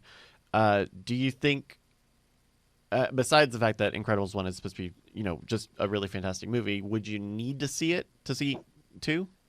No, not really. Okay. I think that it Incredibles 2 literally drops you in to it begins right where Incredibles 1 leaves off, but you can can pick up context clues, stuff that you need to know that happens. Cool. Well, supposedly it's doing well, right? The largest animation opening. $180 million opening for Incredibles 2. So obviously people love those characters. Yeah. And the soundtrack remains awesome. Like that kind of retro future jazz kind of stuff is just awesome. Oh, those are my favorite words. Yeah. It's interesting just been the plot twist thing, because I was thinking about like Coco had that. Had the little kind of reversal. And it was one of those when you have, you're like, yes, of course, this is what Pixar does. There is this thing here all along. And then I liked it because like I wasn't paying attention, and I'm like, it was a surprise. You set this up. It was beautifully done. You got me, guys. I just real quick, like, have you seen the trailer for the Spider-Man animated Into the Spider-Verse? Yeah, it's great. Fantastic trailer. Yeah. Yeah, I'm like, this is gorgeous, and I just love to see, because you kind of like, you get this sort of thing like, we've kind of seen everything now because like we follow like Pixar set what Pixar did with The Incredibles. Every animated movie since then involves human characters looks like it takes place in the Pixar universe. Just about, all the DreamWorks, all this sort of stuff, how they settled on character design, how they did this almost every single animated. You look at Despicable Me, all these sort of things, they all kind of fit into that kind of, because that was a big deal for Pixar in the day was, hey, we're going to do one with humans. Because up until then, they'd been doing like, like I think like fish, Toys, monsters, animal, ants, bugs. Now they'd done people in like Jerry's, like the Jerry's Game and like the shorts and stuff before, but Incredibles was the first big people. How are we going to handle people? And people like, is it going to be photorealistic? And like, no, it's like it's a cartoon. But it said that. But I liked about there's been great things going on in animation, but in theatrical animation, that's what I liked about the trailer for the Spider-Verse. Like, man, this looks gorgeous. So yeah. My pick is I've been using this a lot for computer coding. The Atom editor, the Atom code editor is kind of really sort of nice. It has all sorts of plugins. It's customizable. And as I've been doing, working back and forth between Python, HTML, Ruby, etc., JavaScript, Atom is nice because it's customizable. It is totally free. Oh, nice. Right, so it's totally free. And if you're looking to learn a programming language, it's got all sorts of different like plugins, things like this for it. So if it is open source, so it's kind of a really cool. It sort of came about because people were looking for, some things. There are other editors out there, I think, that have their own strengths to it that make them good. But I keep coming back and using Atom for a lot of stuff. And I know not most people out there aren't like actively into this sort of thing, but as I keep advocating, the joys of picking up a new skill, I would encourage you, if you want to play around with something like Atom, do it because it's a free editor and you can do cool things in it. So that's my pick. Hell yeah! All right, gentlemen, it's been really weird without Brian.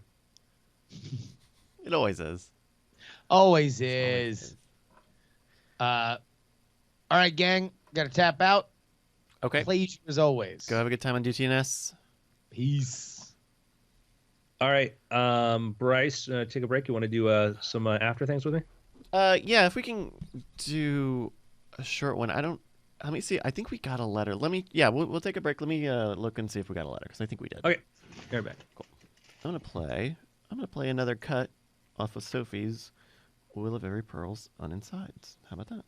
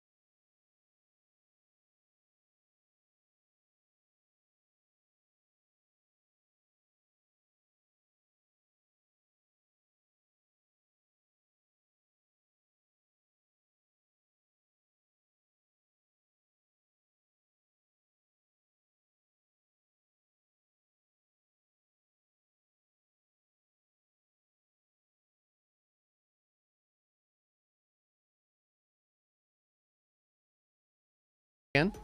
Oh, I was turning down the music. Oh. I am so bad at multitasking.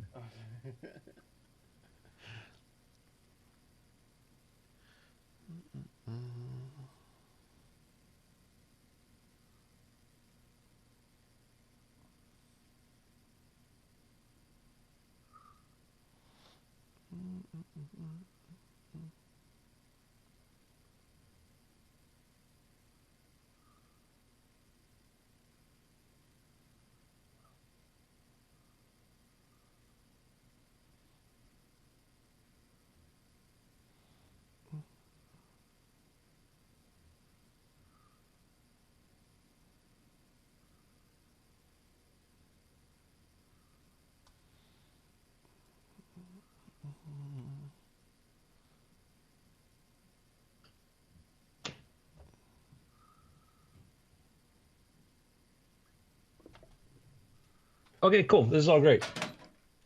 Yeah, you want to do that one? Yeah, yeah. Okay. It's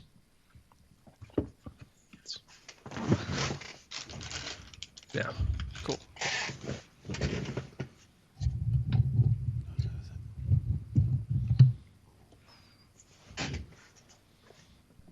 Alrighty. Well, you ready to do it then? Yep. Of course, I just made the mistake of looking into the chat, and I saw the recommendation of checking out OpenBIOS Visual Studio Code. It's like I'm like, what am I missing here? All right, you ready? Yeah. Take it away in 3, 2. Hello and welcome to After Things. I'm Andrew Main with my co-host forever and ever, Mr. Bryce Castillo. Hi, I'm glad to be back again, as I always am every week, forever. You know, some people say that this is the most important podcast we do. I've heard that, and I would agree with that. But it's also the first podcast Brian and Justin are like, hey, I can't stick around for. I got to go do other important things. It's number 1 on the cut list. But we understand. We understand. It happens. And really, Bryce is the heart and soul of all of this, so that's all that matters. Oh, thank you. So we love it when we say, hey, here's our thought on something, and then people write back and say, hey, that was great, or no, you guys are idiots, you ruined my life. And we're like, hey, whoopsie-doo, what do we know? And that's our policy here. Whoopsie-doo, what do we know? We don't know. We are happy to tell you our opinions, and like any opinion, don't give it undue weight. Now, if we're opinionating on, opining, if you will, on things that we seem to have some experience in, then you could say like, okay, that's their experience. But one of the dangers of, I was talking about this with a friend yesterday, when you read about somebody's success story of how they got to be where they were, that is their narrative about what happened. It is not necessarily what happened. And often we say, you know, so-and-so did this and make him successful. I'm like, but that's that person. We heard this is what they did, yeah, but we don't know that that's what they did. And there's a difference there because we're very good at being critical of something we disagree with or something that's counter to our opinion. But if something has a narrative and it fits nicely and it's kind of feels within a realm of what we expect to hear, we don't often get critical. And I'm aware of like a couple of success stories of people in entertainment and tech where I've been told like, no, this is the thing that really happened, but you can't say that because, you know, it would be, and that's, I think happens a lot. Not to say like, oh, it's a conspiracy or this or that, but it's like. It's people doing what they innately do, which is massage the truth or create a bigger story, you know, the big fish. And uncomplicated. So like how I got my TV show on A&E, the simple version is I had some producing friends that were talking to an executive at A&E and he says, you know, we'd like to do magic. They're like, we know a guy.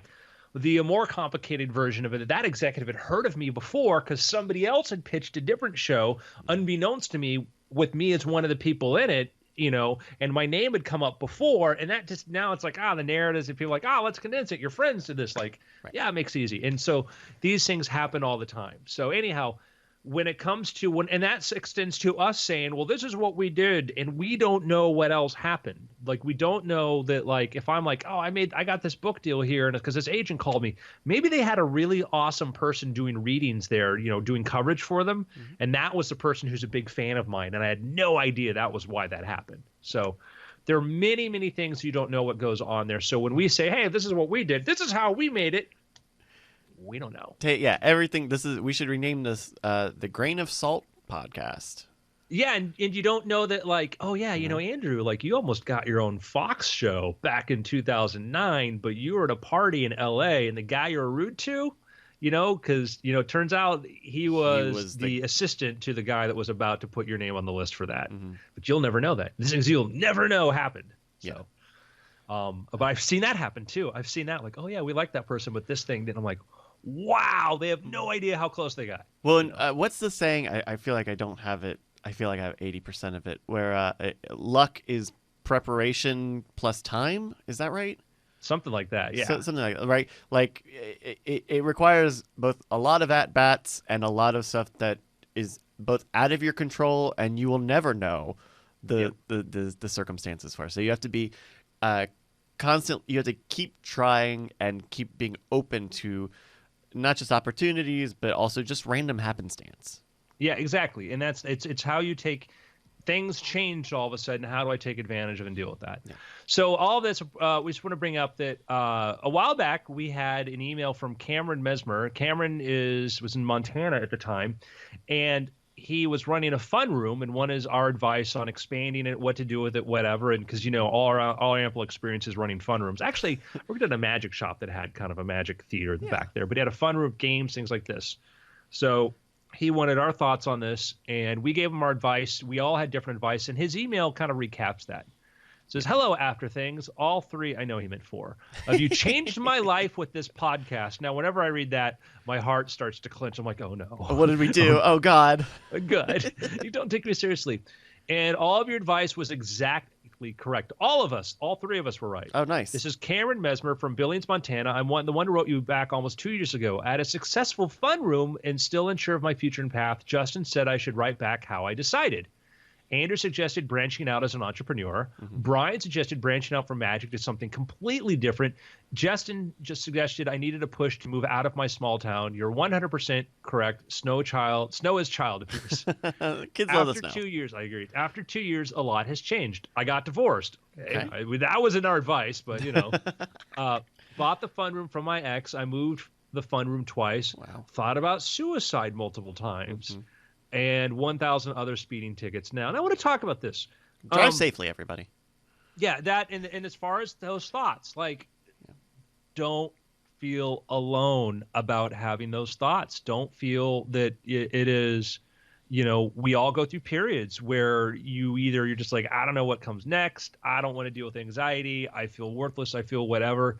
Step number one, if you're feeling that way, is understand that everybody I know has felt like every creative I know has dealt with this to some extent at some point, you know, or somebody going through an emotional thing like that. And then, you know, if it's something that you feel like you're recurring, like absolutely get help, but everybody feels like everybody I know has felt like the biggest loser in the world at some point or multiple points. Yeah. You know, and even really successful people who you look at, oh, that person's so successful. Like, yeah, but all of a sudden they got turned down for the next two things that happened and they never had that before. And that crash was really, really troubling for them. So, and, you know, we're not experts about this specifically. I know we just said take a grain of salt, but, you know, a very general thing that I can say is like, try to what helped me, again, personal experience, was to try to weather the storm and give myself time to process and understand the situation and try to find some form of help. There are lots of different types of help out there, and they're not all the same. There's no one cure-all, but try to find something that can help you, whether that's talking to a professional, talking to a friend, talking to a hotline, or any number of other things. But yeah, and I would say, and we all know that part you need, but I wanted to sort of address the fact, like, understand that a lot of the people I know who are creative, you would never think go through that kind of depression.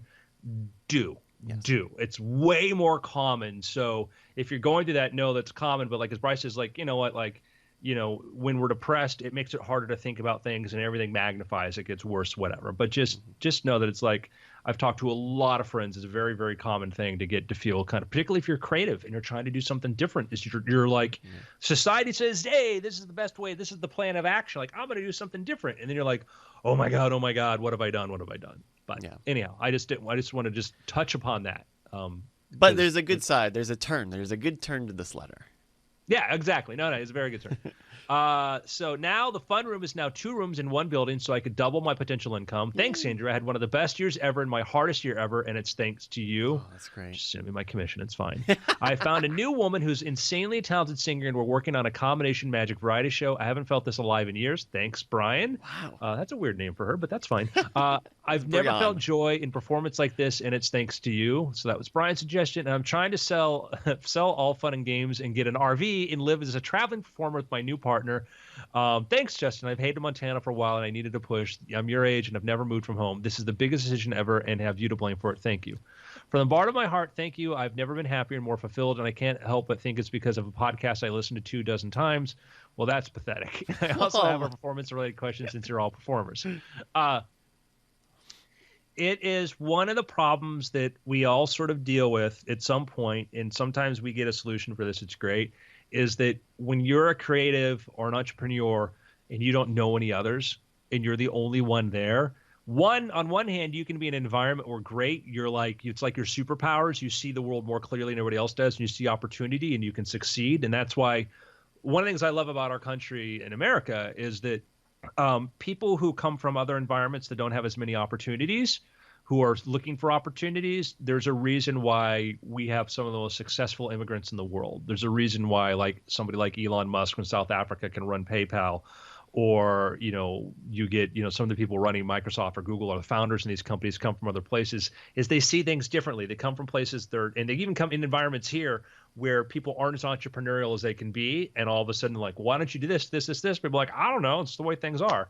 So it can be a challenge being by yourself. And so not having somebody to talk to or bounce ideas off of and say, what about this? What about this? It's kind of why we do this podcast, is that it helps. I've had so many times where I'm either working on something and I become too close to it, and it's not, a routine thing that I'm doing something bespoke. I don't have a perfect guidebook on how to do it. And when I can take those contributions and show them to someone else, whether they know a lot about editing, they know a lot about video, or they don't know anything, but they've seen stuff before. That's very clarifying, knowing that you can just have any second perspective, so you have a better sense of what the form is. We did a promotional sketch for Scam Stuff a few months back, and it was the first thing that we'd ever I had written up a script and a shot list, and we kept it was our first time really keeping to something really heavily planned and organized, and the day of or the day before, I was really nose to the grindstone to edit it and get it finished, and I was too close to it, and I could feel the friction of showing the cut and saying I made all the decisions on this.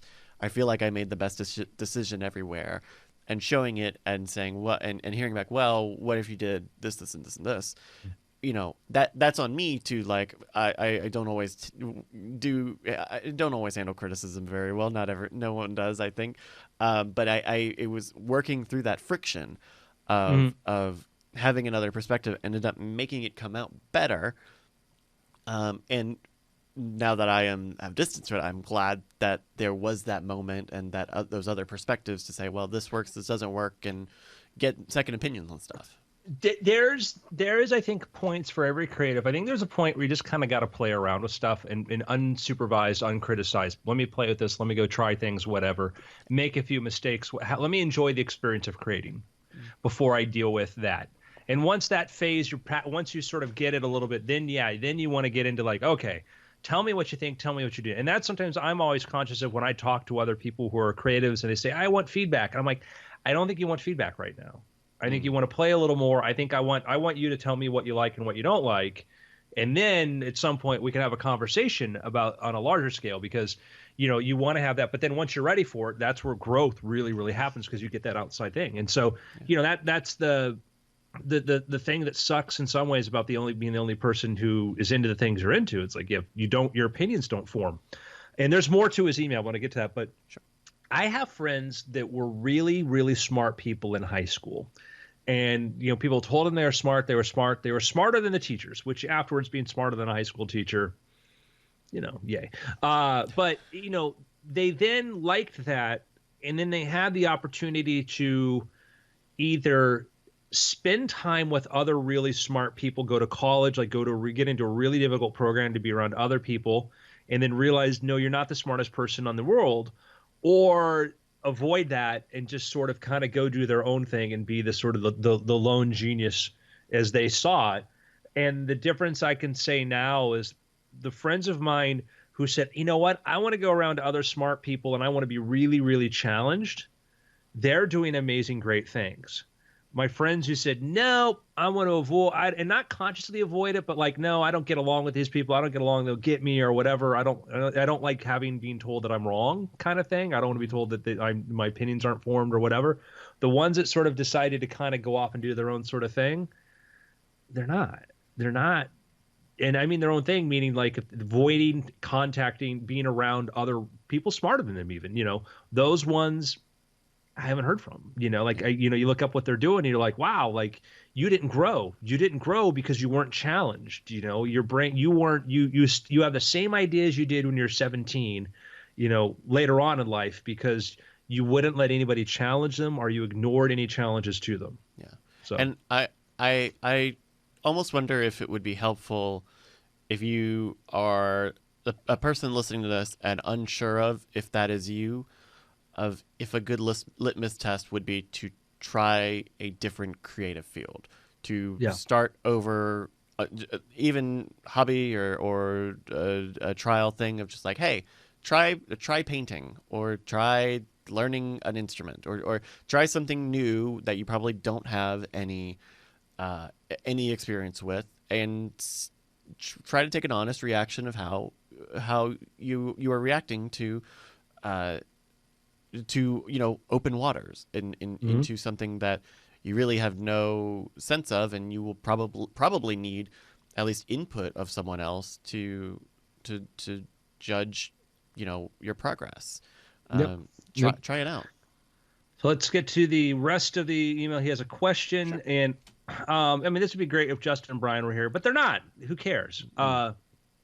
And one of the things that's been talked about before is I've known a number of comedians and magicians that have done this. I don't know if Brian does this or if that came up from there, but I knew another guy that did this, who ended his life, now that I think about it. So maybe it's not the best.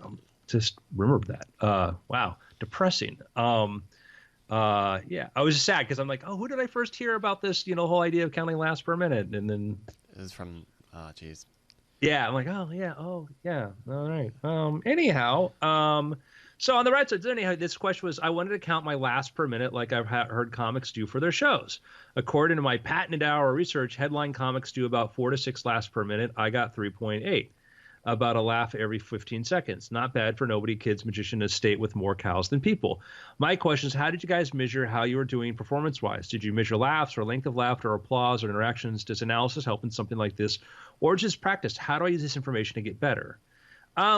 So comedy's hard. It's fact. Don't know if you know this. Comedy's hard. Thus, me bringing up, the guy I knew who did this thing, he, went through the depression and had a very sad end to that. Yeah. And I would say that it can be certainly a measure, and I would say that in certain environments, laughs per minute can be very, very helpful metrics. You just have to be careful, because if you're saying comics in general, look at some of the great comics, and I would say a guy like George Carlin might have fewer laughs per minute versus somebody who's more rapid fire or whatever. Yeah. Who's the better comic? It's subjective. If you're looking at working in a different environment, let's say like if you want to be a cruise ship comedian, you want to work in cruise ships for family shows and stuff, laughs per minute could be a very, very good thing. Question 2, though, is it's like there's number of laughs. It's also how much of your audience is laughing. If it's only the kids laughing, and the adults aren't, then that's the material needs to change, not necessarily the pacing, or you need to expand that. Mm-hmm. So as far as metrics that I've used, I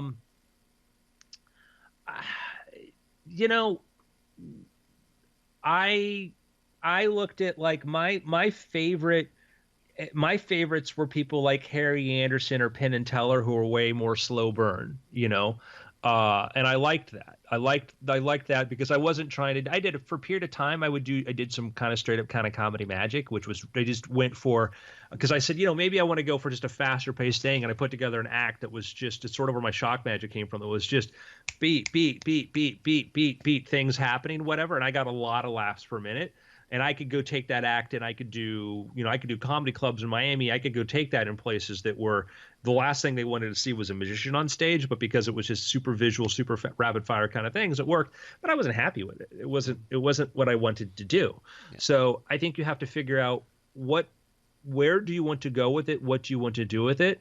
And I have friends that get a lot of laughs per minute who do family shows, but their jokes are really, really cheesy, and they're not going to play they're never going to get a booking on a ship, on a more theoretically more sophisticated environment, because the cruise ship directors and people who book those things are going to be like, it's a bunch of cheesy jokes. Like, yeah, anybody can get a laugh out of these kids or this audience like this, but is it with original material? Is it this, whatever? So there are it depends on what you want to be. A lot of dimensions to judge it with. And I would say when it comes to specifically laughs per minute,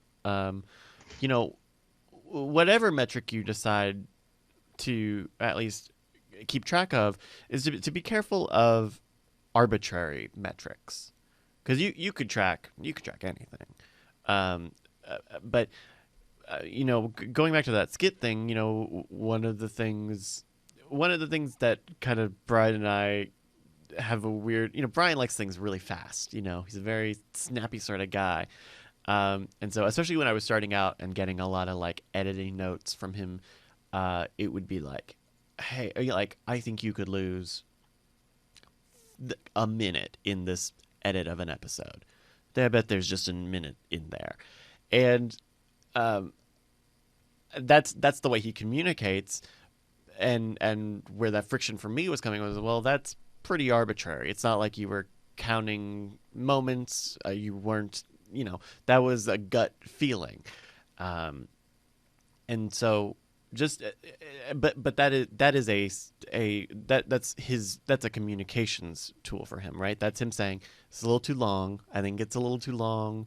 It's probably around this much. And you go into editing and you see, well, I can trim and trim and trim and trim and trim to kind of meet this arbitrary number. And whether you hit it or not, we're on the same page that it was, a little fatty.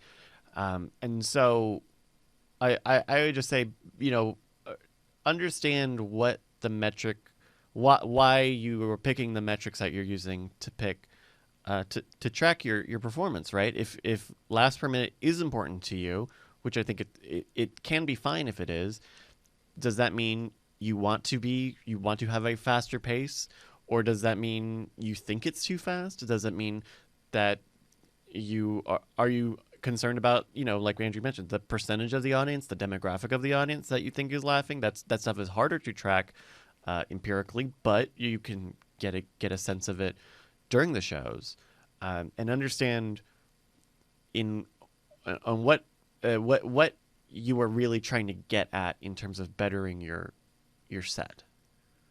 Yeah, one of the things that came to, it's like, getting an environment, like when I first started doing cruise ships, I was a teenager, right? And I realized, I thought just making the audience laugh and have fun was what it was about. But I also found out, like, no, it's the cruise director. You can have a great show, great set, have it great, but if the cruise director doesn't really care for what you're doing, isn't into it, whatever, and he knows he can hire somebody else, a friend or whatever like that, that's a problem. And you need to figure out, like, oh, how do I make this work for this audience? When I did review shows, I knew that, it was a commodity. It's like they could plug any kind of magician into these kind of shows, what they're doing. I needed to know, were the producers who hired me happy? Because the audiences loved it. The audiences loved it, but were the producers super happy? And that was kind of like, the audience part was a given. It was a given. Like I was there because I could make audiences laugh and have fun. The sustainability and the rebookability came into that. And that's the thing you want to think about. If I were looking for a new dimension to play with, how much new material can I add and still maintain that? Can I keep coming up with some new bits and stuff? Yeah. Because when you're in an environment where you're looking at repeats or people coming in there, if the more you can refresh what you're doing and add that and sustain that, then you're on a path to success. Yeah. Yeah. I mean, I think that's a really good, that's a really good comment, Andrew, in that, you know, let's say his 3.81 laughs per minute is a good metric, right? Well, that's like the first layer of success, right? You did it this time. You could do the same thing and probably with brand new audiences or whatever. But how do you get to the next layer of higher level thinking and planning, right? How do you keep it new, keep it fresh, keep entertaining the same audiences? How do you make a performance that is sustainable or create a sustainable comedy writing engine, basically, right? How do you how do you move from a list of good show dates to a guide to making better shows, right? Like you're on the next layer. There's, you know, and somebody mentioned in the chat said that like the Scoop Fest comics load the last run. Like, yeah, and a lot of comics don't like it, but again, it's comics are not known for their appeal to empirical evidence on what makes things better and stuff. And there are a lot of things comics hate, like, no, this thing really works or whatever or not. And you'll get a different opinion. Like, yeah, I don't think it should be the metric. In Magic, there is, if you said, how many tricks can I do, you know, per 10 minutes or minutes, whatever. On one hand, it's unhealthy, but on the other hand, it's actually very healthy. And on one hand, it's unhealthy because if you're just saying, I'm just going to do volume and I'm going to get, hey, reaction, are the quality of it good? Are people talking about that particular thing, like how much they were fooled? If it takes 3 times as long to set up a joke and the laugh is super, super powerful, that's probably better than 10 jokes. You know, it depends. It's highly variable. It's kind of the quality or the depth of it. In Magic, you get Penn and Teller who set up a lot for something and they have a big payoff. Then you have styles of Magic like Manipulation Magic, where every 2 seconds your card's appearing or dove's appearing or, you know, something's happening there.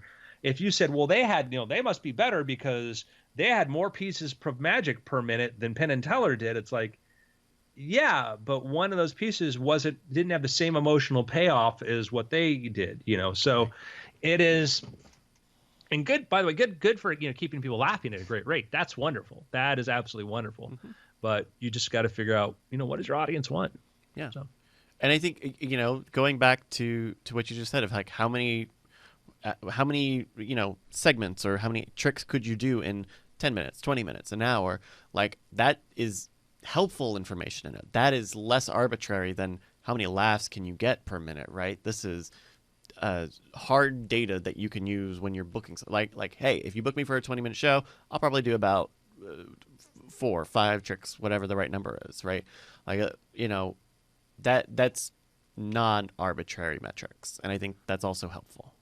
Yeah, no, I think another kind of metric that I think is kind of neat in that in Magic, kind of one of the ways that you sort of feel like you're stretching yourself or your wings as a performer is the more you're able to do and improvise and just take a situation and say like, oh yeah, I went to a party last night. All I had was a spoon. I did 15 minutes and had them, you know, they had a great time, you know, it's doing that, you know, and I hate doing Magic now. So, you know, I'm the worst example of that. But that thing is, if you're a comedian, you look at like, you know, you'd get comedians like Jay Leno would try to write like a new show every day if you can. You know, he'd sit there and you pick up the newspaper and he'd write a bunch of new jokes.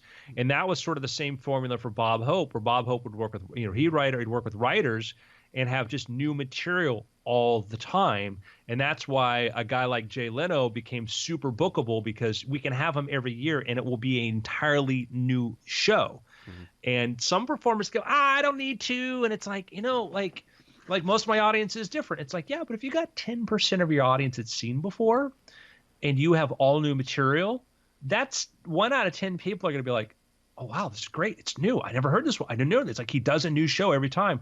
Yeah. They become super fans of this things. And people have all the excuses in the world not to do new material. Yeah, but if people like this thing, I don't want to know, they can come back and see it. And it's like, yeah, if you've got an amazing bit, sure, you can do that. But you don't, you know, and it's we want all the excuses in the world to be lazy. So That's our thought. One more thing, which was I got a nice thing on Twitter. Let me pull this up. Oh, sure. And just because That's at Andrew Main on Twitter, right? Yeah, I am at Andrew Main, and I'm a little bit active there, but like I've mentioned like I have done like I have not. I think I may have been on my total time on Facebook this year has been like probably 20 minutes when I had a book out to go put an update or something like that. And even Twitter, I try to engage in that because I really, really, really like to engage with people. Twitter, I prefer because it can be very, very easy to have a quick back and forth and it's not too consuming. But anyhow, we did a talk about mentioning like, hey, I think that, the idea of trying to pick up a skill, and I lost this here, but somebody said, hey, thanks. They went to, I think Udemy or lynda.com, and they started learning WordPress. Oh, cool. So, and that's a man, I can't reiterate this enough. Like if my big cause, if I was going to choose a cause, it is going to be like, hey, learn a skill. Always be picking up something new or going deeper into something else. You want your resume to change year to year when you list your skills, and sometimes you go like, no, I have this, I can put this there, but like, can you put it? Is it really good? Are you really good at it? And then it for a couple reasons. One, you see more opportunities when you have more skills. You see way more opportunities out there, which is helpful. You don't feel as helpless if you're in a situation where the thing you're doing is sort of not working. Your hireability increases considerably. It makes you more well-rounded as a person if you learn about this other thing, how to do this sort of thing. Like, I know more about how to make a 35 millimeter camera work, or I did something crazy. I learned how to weld. I learned these other skills there because all of a sudden you're like, and that's something like there are tech shops and other places and things like this that actually teaches cool stuff that you can learn how to do.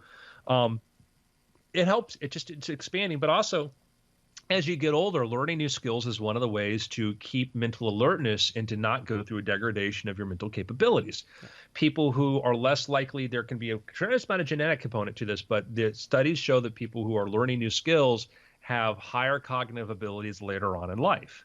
And it's easy to say, well, I don't have to worry about future me. Like, yeah, but you now is making decisions for future you. So anyhow. And like constantly challenging yourself is a very good motivator, right? Like I feel my most productive when I have more stuff on my plate to get done.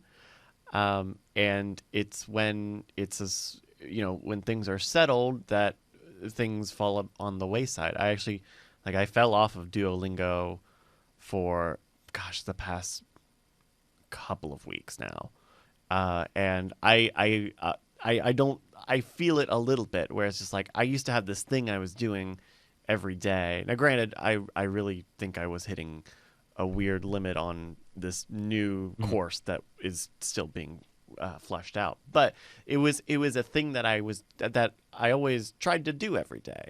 And I felt bad when I didn't do it. And I felt like that was a skill I could at least practically use, or certainly could see through the practice the results of my learning, right? I could say, okay, well, I'm doing better on these exercises because I'm doing it every day, because I'm building up this habit, because I'm building this skill.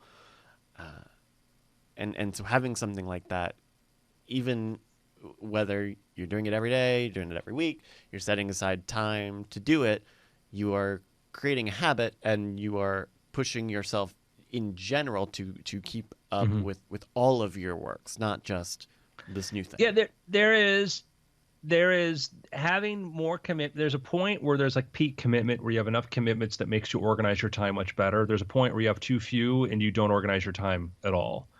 And I've learned that, because then I'm like, okay, I won't spend, I'm not going to spend 4 hours on the internet today looking up old episodes of, TV shows from the 1980s or something, you know, Tales of the Golden Monkey or whatever. Because I'm curious. I remember this thing. Like, oh, I'm watching this. Then it's like, wow, 4 hours later, like that was a complete waste of time. You know, complete, utter waste of time. And then you kind of go like, I don't have time. And that's a thing that sort of, the one thing that drives me nuts is when I go hear people say, I don't have time, and I know that they did X, Y, and Z. And it's like, no, you chose not to make this a priority.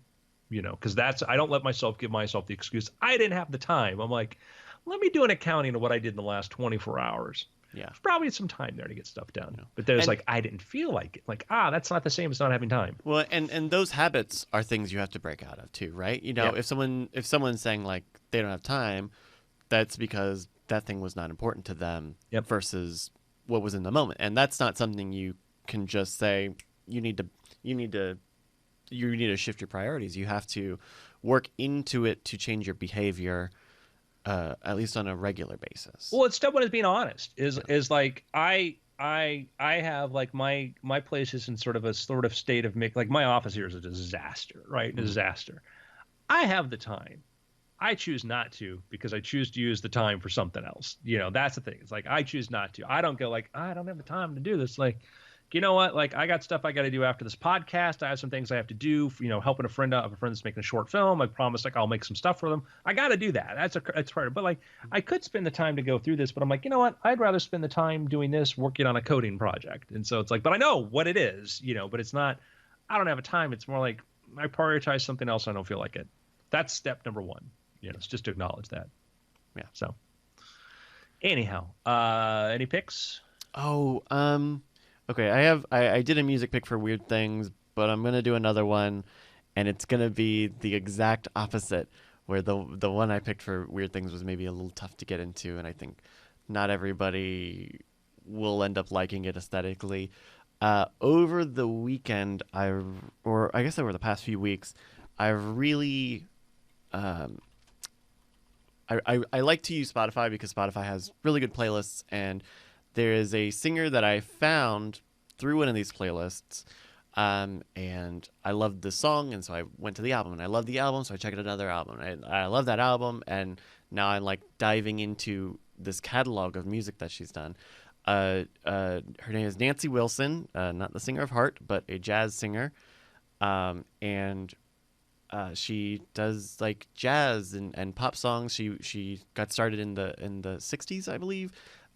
Recorded like 80 albums of music in her career, and just has this incredible smooth, confident voice, and it's just very sweet music with a jazz flair to it. And I think if you went and picked any album and you picked any song, I think you would find something really, really nice to listen to. That's kind of what I've been doing, is just going and picking a new album on hers and hitting shuffle and just really relaxing. So that's my pick, Nancy Wilson on Spotify.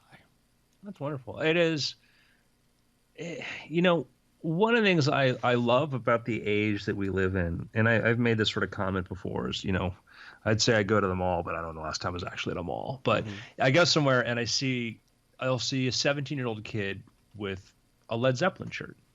And I use this example because I've seen this, and they still sell those shirts and all this. And I've made a comment to a friend, and like, oh, I don't even know if they even really know who they are. I'm like, no, they probably know the catalog better than you do. You know, like this, it's not this. The image is like, this kid just chose this shirt because no, this kid chose this shirt because their exposure to music now is better than our exposure to music. Their ability to find stuff and look at stuff and enjoy it. Well, and not even just music, like information. You know, I was able I was able to look her up and find out all about how her career started and when she retired, and labels and all these discography stuff that was very difficult and not as collected as it used to be. You know? Yeah, it's amazing. Like, and like you can, you know, old interviews and things like this you can find, you know, there aren't YouTube interviews and stuff like this. And that's amazing. And that's the kind of thing where, on one hand, because it's so cheap and readily available, we don't value it as much as we can. But when you do, when you find a topic you want to go down that rabbit hole on, you appreciate it. way more. And so, that's kind of the thing. And, you look at, you're going to get, we're getting, Bohemian Rhapsody's coming out as a film, right? And, Oh, right. The Queen. Yeah. Let's see, you saw the trailer for that? Yeah, I did. And it's kind of got this little mashup motif of the various hits, the Queen hits. So, you're getting, a movie about Queen and Freddie Mercury.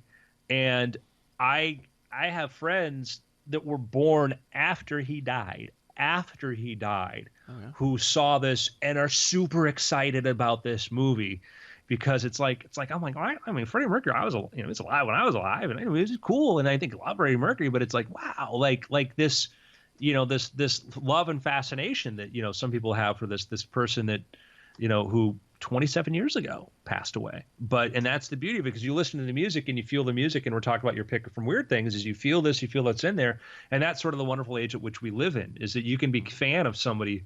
It's like reading a great writer who wrote, hundreds of years ago. You can sort of fall in love with a writer for that. You can just, be enamored with a person. Yeah. And I think that's one of the beautiful things about music, is music culture, is that, like, the good stuff doesn't go away anymore. We can still revere people who have since moved on and still have a lot of what was there. And with streaming music, like, because music already is very easy to consume, songs are short, relatively speaking, but now there's just ubiquity of access, right? Now it's not, I bought the song, so I have the song, maybe I'll check out the album. It's now I listen to the song, and now I want to find the whole catalog. I want to see the popular songs, the not popular songs, and then the things that sound like it, or the things that other people who like this enjoy. It's a very, like, simple system of like, taking existing connections between artists and songs and stuff, and building those out. But it's also a very easy system to flow through, of finding new music based on the things that you like, or based on things that you've never heard of before. And it's really great.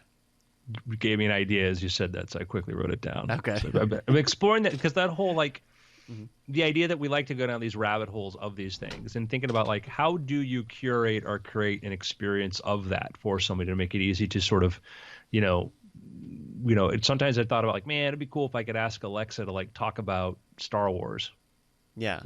Just nerd out with me, a word. Yeah, nerd out with me, in kind of a cool way, and have a context to what's going on there. I think that's what every tech company wants to solve right now, right? Like, the recommendation engine, how to put stuff in front of you at the right time with the right mood, and be successful.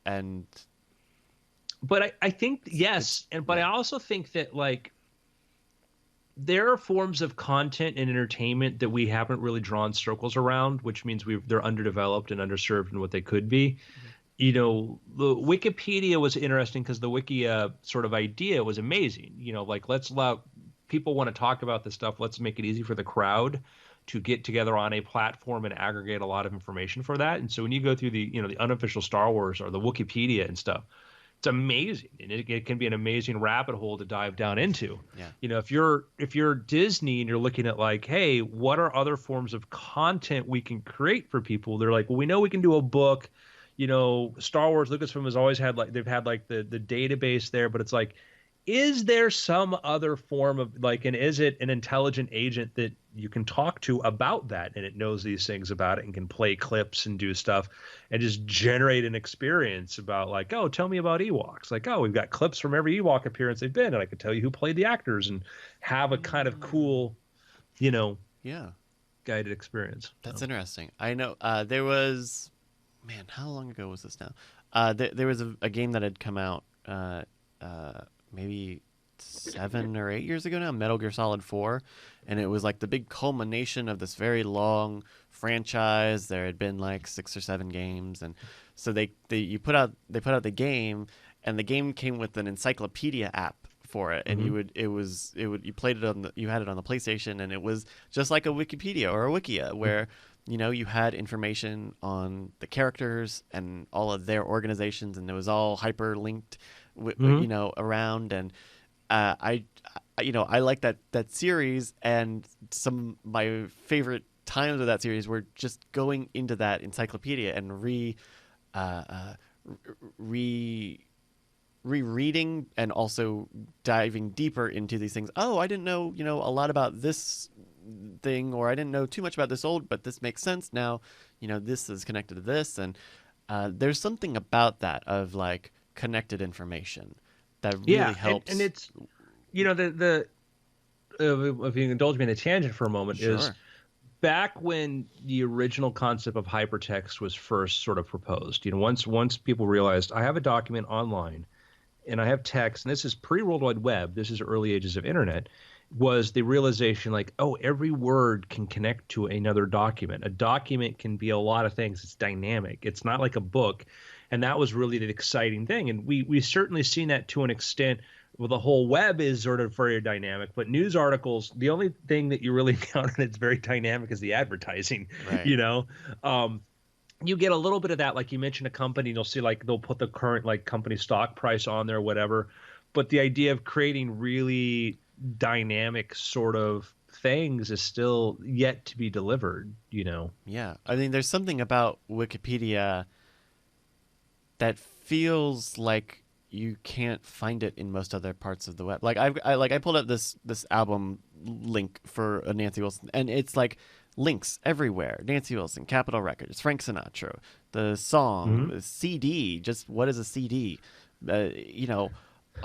And it's a treasure trove. It is a mixture of like accessibility of information and generosity of information. That there's so much information, and we're making it so easy to flow between concepts and people, and it feels generous. It feels like the culmination of what this should be, of putting people and putting ideas together and connecting them in a way that we are all better for. Yeah, it is. We take it for granted a lot. So I guess, hey, listen, support Wikipedia if you can, if you like it too. It's not without its flaws, but man, it has become super, super, super useful. Yeah. So it's funny. Somebody mentioned Parker Lewis Can't Lose, and I was like, oh, Miss Musso, who played that? And then you're like, vroom, rabbit hole. Yeah, even stuff like IMDb, I guess, is kind of similar in that it's crediting and stuff, but yeah, the challenge with IMDb was another Amazon company, by the way. Is that when they split it IMDb and IMDb Pro, it became less of and a lot of the access to stuff became pro features, which are justifiable, but it became it's not as good of a place to go to now for like a lot of behind the scenes stuff on things. And I think there could be a really cool alternative to it with a lot more deeper stuff about, movies and stuff and things like that. Like you could say, well, Wikipedia can be that, but sometimes you need to draw a circle around it and say, this is where this is. And then things tend to grow. Yeah, I mean, and that's the sort of thing where with larger franchises, Wikia has become a very good thing because, Wikipedia wants to be general information. It doesn't want to dive down into lore of most things, right? Like I think, if you had a TV show, the most granular it would probably get is having an episode for a specific show or having a page for a specific episode. But, if you want to talk about running gags, lore, extensive explanations of this thing in other media or what, like TV tropes. I think a lot of stuff on TV tropes won't fit into Wikipedia, and that's fine because that's what TV tropes is. TV tropes is meant to be conceptual and abstract themes. My problem like Wikia is like and granted that they need to pay the bills, but I don't go there that often because it's so ad heavy. Yeah. It's just like I'm like, man, I don't even know where the content is, and clickbaity and whatnot. And again, that's the reality of how we pay for things on the web. So it's like I guess that's what it is, but it's like it to the traction that maybe they're missing out on something else. Yeah, it does get tough. There have definitely been times because there are two, right? There's Wikia and there's like another fan run or like roll your own Wikipedia system. And I know whenever I look for something, I always try to find one of a very specific that uses a specific engine because it like just works better and it doesn't have as many ads. But now I don't even remember the name of it. But I will tell you the thing I'm most excited for about there being a stable version of blockchain cryptocurrencies that's one not environmentally destructive, like let's say Bitcoin. And just because Sure. just tremendous amount of, and again, I've got this Brian form, like I'm a fan of the concept, but using a system that has you use burns a ton of electricity to generate this thing, to me is like that's not the most environmentally friendly way to do it, but that's a whole other debate. But the advantage of coming to some sort of thing is it makes microtransactions sort of easier, because I would love, like, you go to you go to that site, like the fandom sites and stuff, and it's like, hey, we're not going to ask you to subscribe because you may never come here again, because subscription models work great if people come there, but like you're probably going to come here once per year. It's like, hey, pay 50 cents right now. We'll get rid of all the ads for the next day, while you search. Yeah, just like click this button and give us a quarter. Just if you had a good time, click a quarter, be ad free for right now for this entire session. Yeah. Coin up. That'd be great. That'd be amazing. Yeah, and that, and if you're talking about a blockchain, you would ideally not be dealing with a lot of processing or transaction fees, but yeah, who knows? Somebody mentioned there the alternative to software Wikia, and I want to go to alternative2.net for an alternative to net. Oh, an alternative to this alternative to site. type in alternative to. Right, alternative. Oh no! Hey, you know what? I'm sure they got. I think they do. Yeah, I think that's something they probably. I bet I wouldn't be surprised if it wasn't the first. Is there an alternative to it? Yeah, you got Product Hunt, sure. Privacy Tools, Slant, similar sites. Okay, yeah. So they got you. You could block it, but yeah, it's funny. Yeah. Did you have a pick, Andrew? What's that? Did you have a pick? I don't have a real specific pick, but again, my pick again is like, I'm really high on this whole, hey, pick up a skill, whatever. But in my advice is, if you want, like, if you have like a library card, lynda.com has courses, and I'm gonna keep picking this pick. Udemy right now is doing their Father's Day sale. I'll give you an example. So like, Saturday night, I'm working on a project. I've been working on a project where I'm working on Python and JavaScript and some stuff, and I need to do a thing where I need to have my browser talk to a Python script sitting on a server. And again, if some of you go like, well, that sounds very basic and easy, congratulations. For those of you who go like, what the hell is he talking about? I barely knew what that was until I started doing stuff, and I said, I'm going to go learn how to do these things. And so I just want to say these things like, don't be intimidated about like, I'm not that kind of person. Like, yeah, you are. You can learn these things if you need to. Not that everybody needs to. Point is, though, I'm like, I need to have a Python script run on a server. I don't know. I mean, I knew, like, I have it run on a program somewhere else. I do this. So I type in, run Python server access web page, and I find out like, there's a thing called Flask, which again, if you know Python, is like, yeah, of course, idiot. It's like, well, I didn't know. And I'm like, Flask is how you do this. I go to Udemy and I find a course I type in, I'm like, I need to learn how to do Flask. And so I go to the Flask website, of course, and they have some nice tutorials there. But I find that like REST APIs with Flask and, Python. I'm like, okay, well, REST APIs, I can look that up and see what that is, or build a SAS app, which is software as a service app. And I see they've got a few of these things, and you can see when they're late, last they're updated. One's a 15-hour course. One's a 10-hour course. It's $10, Sure. $10, yeah. Right? I'm like, okay. I open this up. The first one course, like the first 3 hours is a refresh run Python, which is, if you never took Python, is great. But I just skipped right to, here's how to build a Flask thing, how to do this, ... I'm like, I get this now. Yeah. And then now I have a thing up and running. And it was just this, I paid $10. Somebody taught me professionally, gave me some insight. I watched a video of how this thing works. I was able to go through the code, be able to go do it. Had some questions answered I never would have thought to ask myself as I was going through looking at the stuff. It's amazing. I'm like, we're just living in this amazing time of what's available, and it's cheap. Yeah. So very cool. So anyhow, I met a friend yesterday, and I was talking about this project, and they studied Python in school. They're an engineer and all this. And they're like, man, like I think you know more about this than I do. I'm like, I've only been at it for a couple of weeks. I don't know that I know more than you do. I'm just not. I don't know what I don't know. And I'm like, I guess I'll go look up this tutorial and go do this, and I'll go do this. And there's a lot to be said for having a really good fundamental understanding of something. Yeah. But there's also just not being afraid to just go do it. So yeah.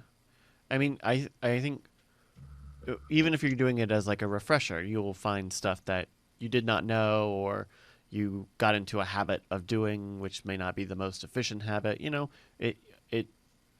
Go learn.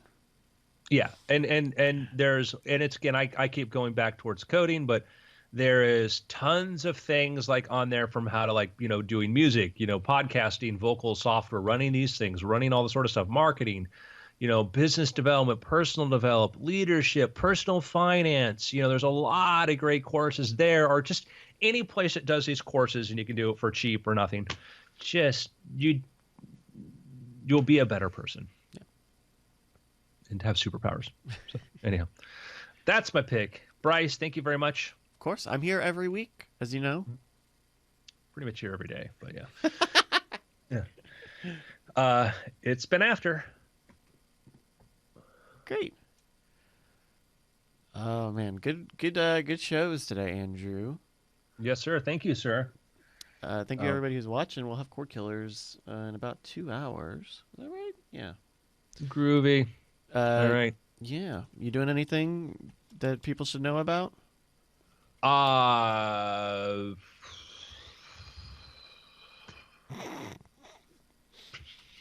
got a Shark Week thing coming up. I got my books. Oh, that's right. Is there a date for the Shark Week thing yet? Do we know? Not yet. Not yet. Okay. Not Well, keep yet. an eye out. All I can say is I'm supposed to be appearing in a Shark Week special. Ooh, okay. But we'll see. Yeah, they've announced that I am a Shark Week personality. Other than that, there's been no other announcement about it. So there you go. We'll see. Keep an eye out for sharks. Yep. Wherever sharks are sold. Yes, sir. Well, actually, I think that's part of the thing about Shark Week is don't sell sharks. Don't sell sharks. Don't. That's bad. Bad. Protect them. Love them. We'll see you guys later. Bye. Bye, buddy. Bye.